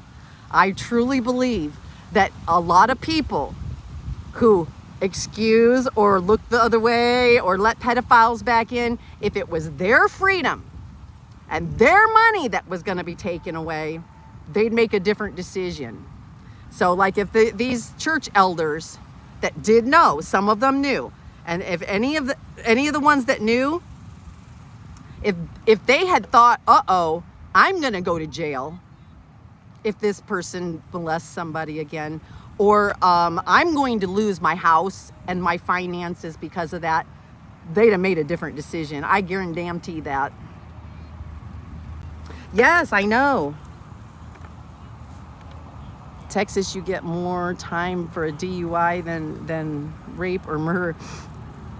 It is very sad how small the sentences can be. Some of the pedophile, child molesters, they don't even serve their sentences. They get delayed or deferred sentences, and they don't have to even do it. So, yes, our justice system is corrupt, and we just have to take control of that, and we have to start holding our officials accountable. I will say something that I feel. I thank Cindy for standing up and saying something. I thank her. And I will say some of the good that could have come from her sharing her story is that I've seen, now actions speak louder than words, and I am going to get a hold of these representatives, these politicians who are making statements about how they want to change law to hold the pedophiles accountable. And there's been a couple of them, and I'm going to get a hold of them because I want to know, what are you going to do to get this through? How can I help you? And I believe that's what we've got to do. We've got to start holding our public officials accountable to change the laws. So there's just so much to it. It's not a one thing answer. So, and that sun is brutal today. It is really, really hot out here. It's supposed to be like 100 degrees today. I don't know where anybody is from. Some people might be from cold places. If you are, we're sweating. It's Texas. It gets about 114 here in the summer. I see now why Eddie said spring is so nice. Spring is the favorite around here because it's like more like summer in Indiana. But I don't know. That's my take on it. That's how I believe. And I have a mouth. It's 101 there. I have a mouth. I have a voice, and I use it. I'm a protester. That's what I do. But I've been really struggling because I need somewhere to go with this. I need some changes to be made. I don't want to just yell to the wind and have my voice just blow away. I want it to resonate. I want it to make change. And I feel like that's what Cindy did. She used her voice and she stood up. I wish more victims would do that. When you're able to stand up and hold the pedophiles accountable and bring awareness to this, because I've seen where I believe some changes may come out of this that could help children and help stop other pedophiles. Even if Cindy doesn't get justice, even if Robert Morris gets away with this and doesn't go to prison, and he isn't able to be sued, because she does deserve money, absolutely. Still, it was not worthless for her to stand up. because she's lit a fire under some people. She's brought awareness to some people.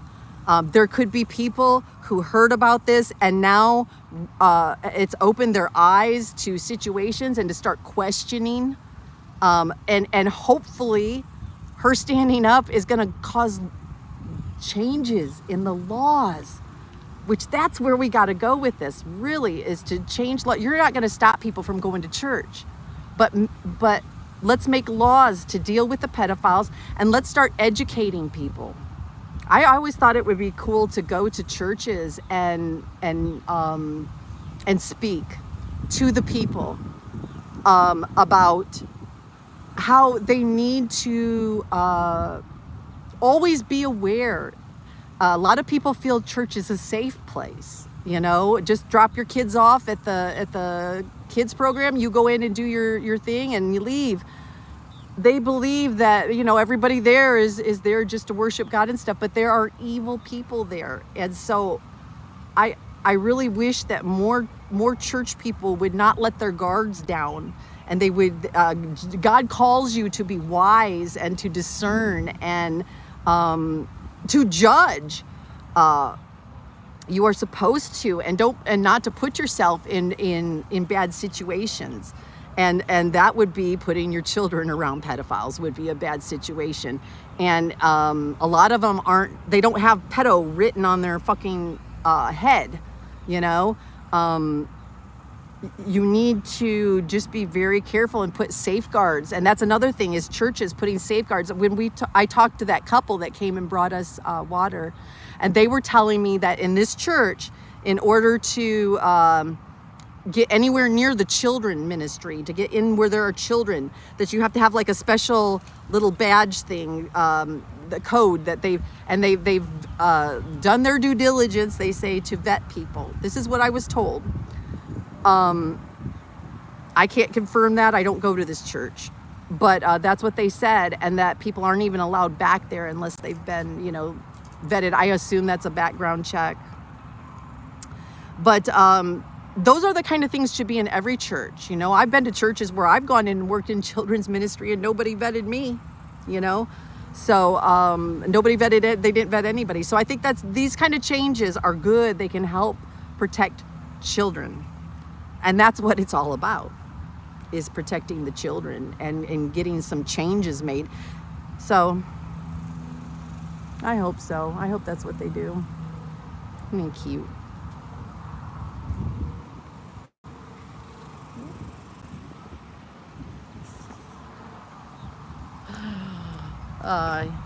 He's a sweetie. I like having a boyfriend who goes protest with me. I'm talking about you. I said I like having a boyfriend that goes protesting with me. Yeah. It's nice to have somebody to talk to and not be standing there all by yourself. No lie. I'll do it, but it's still nice to have other people around. You guys should check out the live stream from yesterday. There were a lot of people. I say a lot of people. How many would you say were here yesterday protesting? I'd say right around 20. I was going to say 20, 25. 20, 25. Yeah. It was more, I know, like the news, they say, there was a couple of protesters, but no, there was, I would say one, at the height, probably 25. There were some people, they didn't stay as long, they left a little early, but I would say probably 25, something like that. I will say I'm a little surprised that they haven't gotten on, like, we get the police called on us all the time as protesters. So like I was thinking, oh geez, you got to stay, I got to stay on the sidewalk, private property, all this shit. And they let the protesters, like we're doing right now, stand in this shade on the tree over here. They didn't make a big deal if somebody was stepping on their grass on their side, calling the police. The police were already here. Maybe that's why. But I only had one person tell me, you're on church property. Yeah, it was that one dude. That one dude that was yelling at me, so I just stepped off. Okay, no, I'm not. Didn't want me to film him as he was yelling at me. Okay, yeah, that's not gonna happen. But it has been nice that we are allowed to go over here so far. And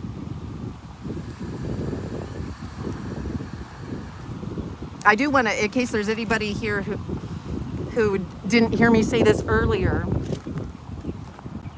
this is an 800 number. You guys check this thing out. It's called Darkness to Light. Okay, Darkness to Light. And they have a website, and I started looking through the website because I was looking for something to give people a place to go to if there was something, if they needed to turn for help. And this seems to be, from what I've read, their big thing is if you feel like something could be happening, don't feel bad about calling. Please call them, because they will direct you on, help you, like, well, I don't know if I don't want to cause trouble. I don't want to falsely accuse somebody. No, don't worry about that. Call the number, or there's a number to text, or get on the website, but get a hold of them and they will help you to work through that, know who to talk to, and what the situation is. That's what we need. We need to put the safeguards, and we need people to, if you see something, don't be afraid to say something. So, well, we're gonna head out now. You ready to head out?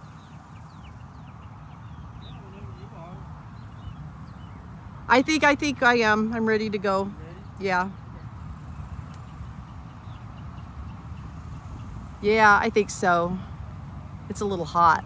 Go get some tacos. Go get some. We're gonna go cool off in the air-conditioned car. But I don't know. I hope all this brought awareness to some people, and hopefully some changes get made. I'm gonna be following up by going to get a hold of those legislators that said that they were gonna do something about this, and I'm going to find out what they're gonna do and how I can help. So. I've been trying to network here in Texas, getting a hold of people from both sides of the aisle politically. And my thing that I'd like to do is get the Republicans and the Democrats to work together on some anti-pedophile action and legislation, and changing some things, because we need everybody. We don't, it's not just one party. We need both political parties, both sides of the aisle, bipartisan, both going together against this. We've seen it with the protesters. Yesterday, there were rainbow people. There was a Trump supporter. There were victims of sex abuse. There were people all over the spectrum of there were Christians, there were non-Christians. And just like against the 76 restoration movement, everybody came together for a common cause. Even people who might have been would have protested each other on other issues, they protested together. I count that as a small win. Anytime we can get people who are different like that to come together and say, I'll put this aside, let's go for this, And I believe that pedophilia is important enough that we should all come together and work together to end it, even if you're from different political parties. There's no reason this should be continuing. So I appreciate you guys coming on over here, and I'll see you later. We're gonna head on out. I hope you all have a really good rest of your Sunday.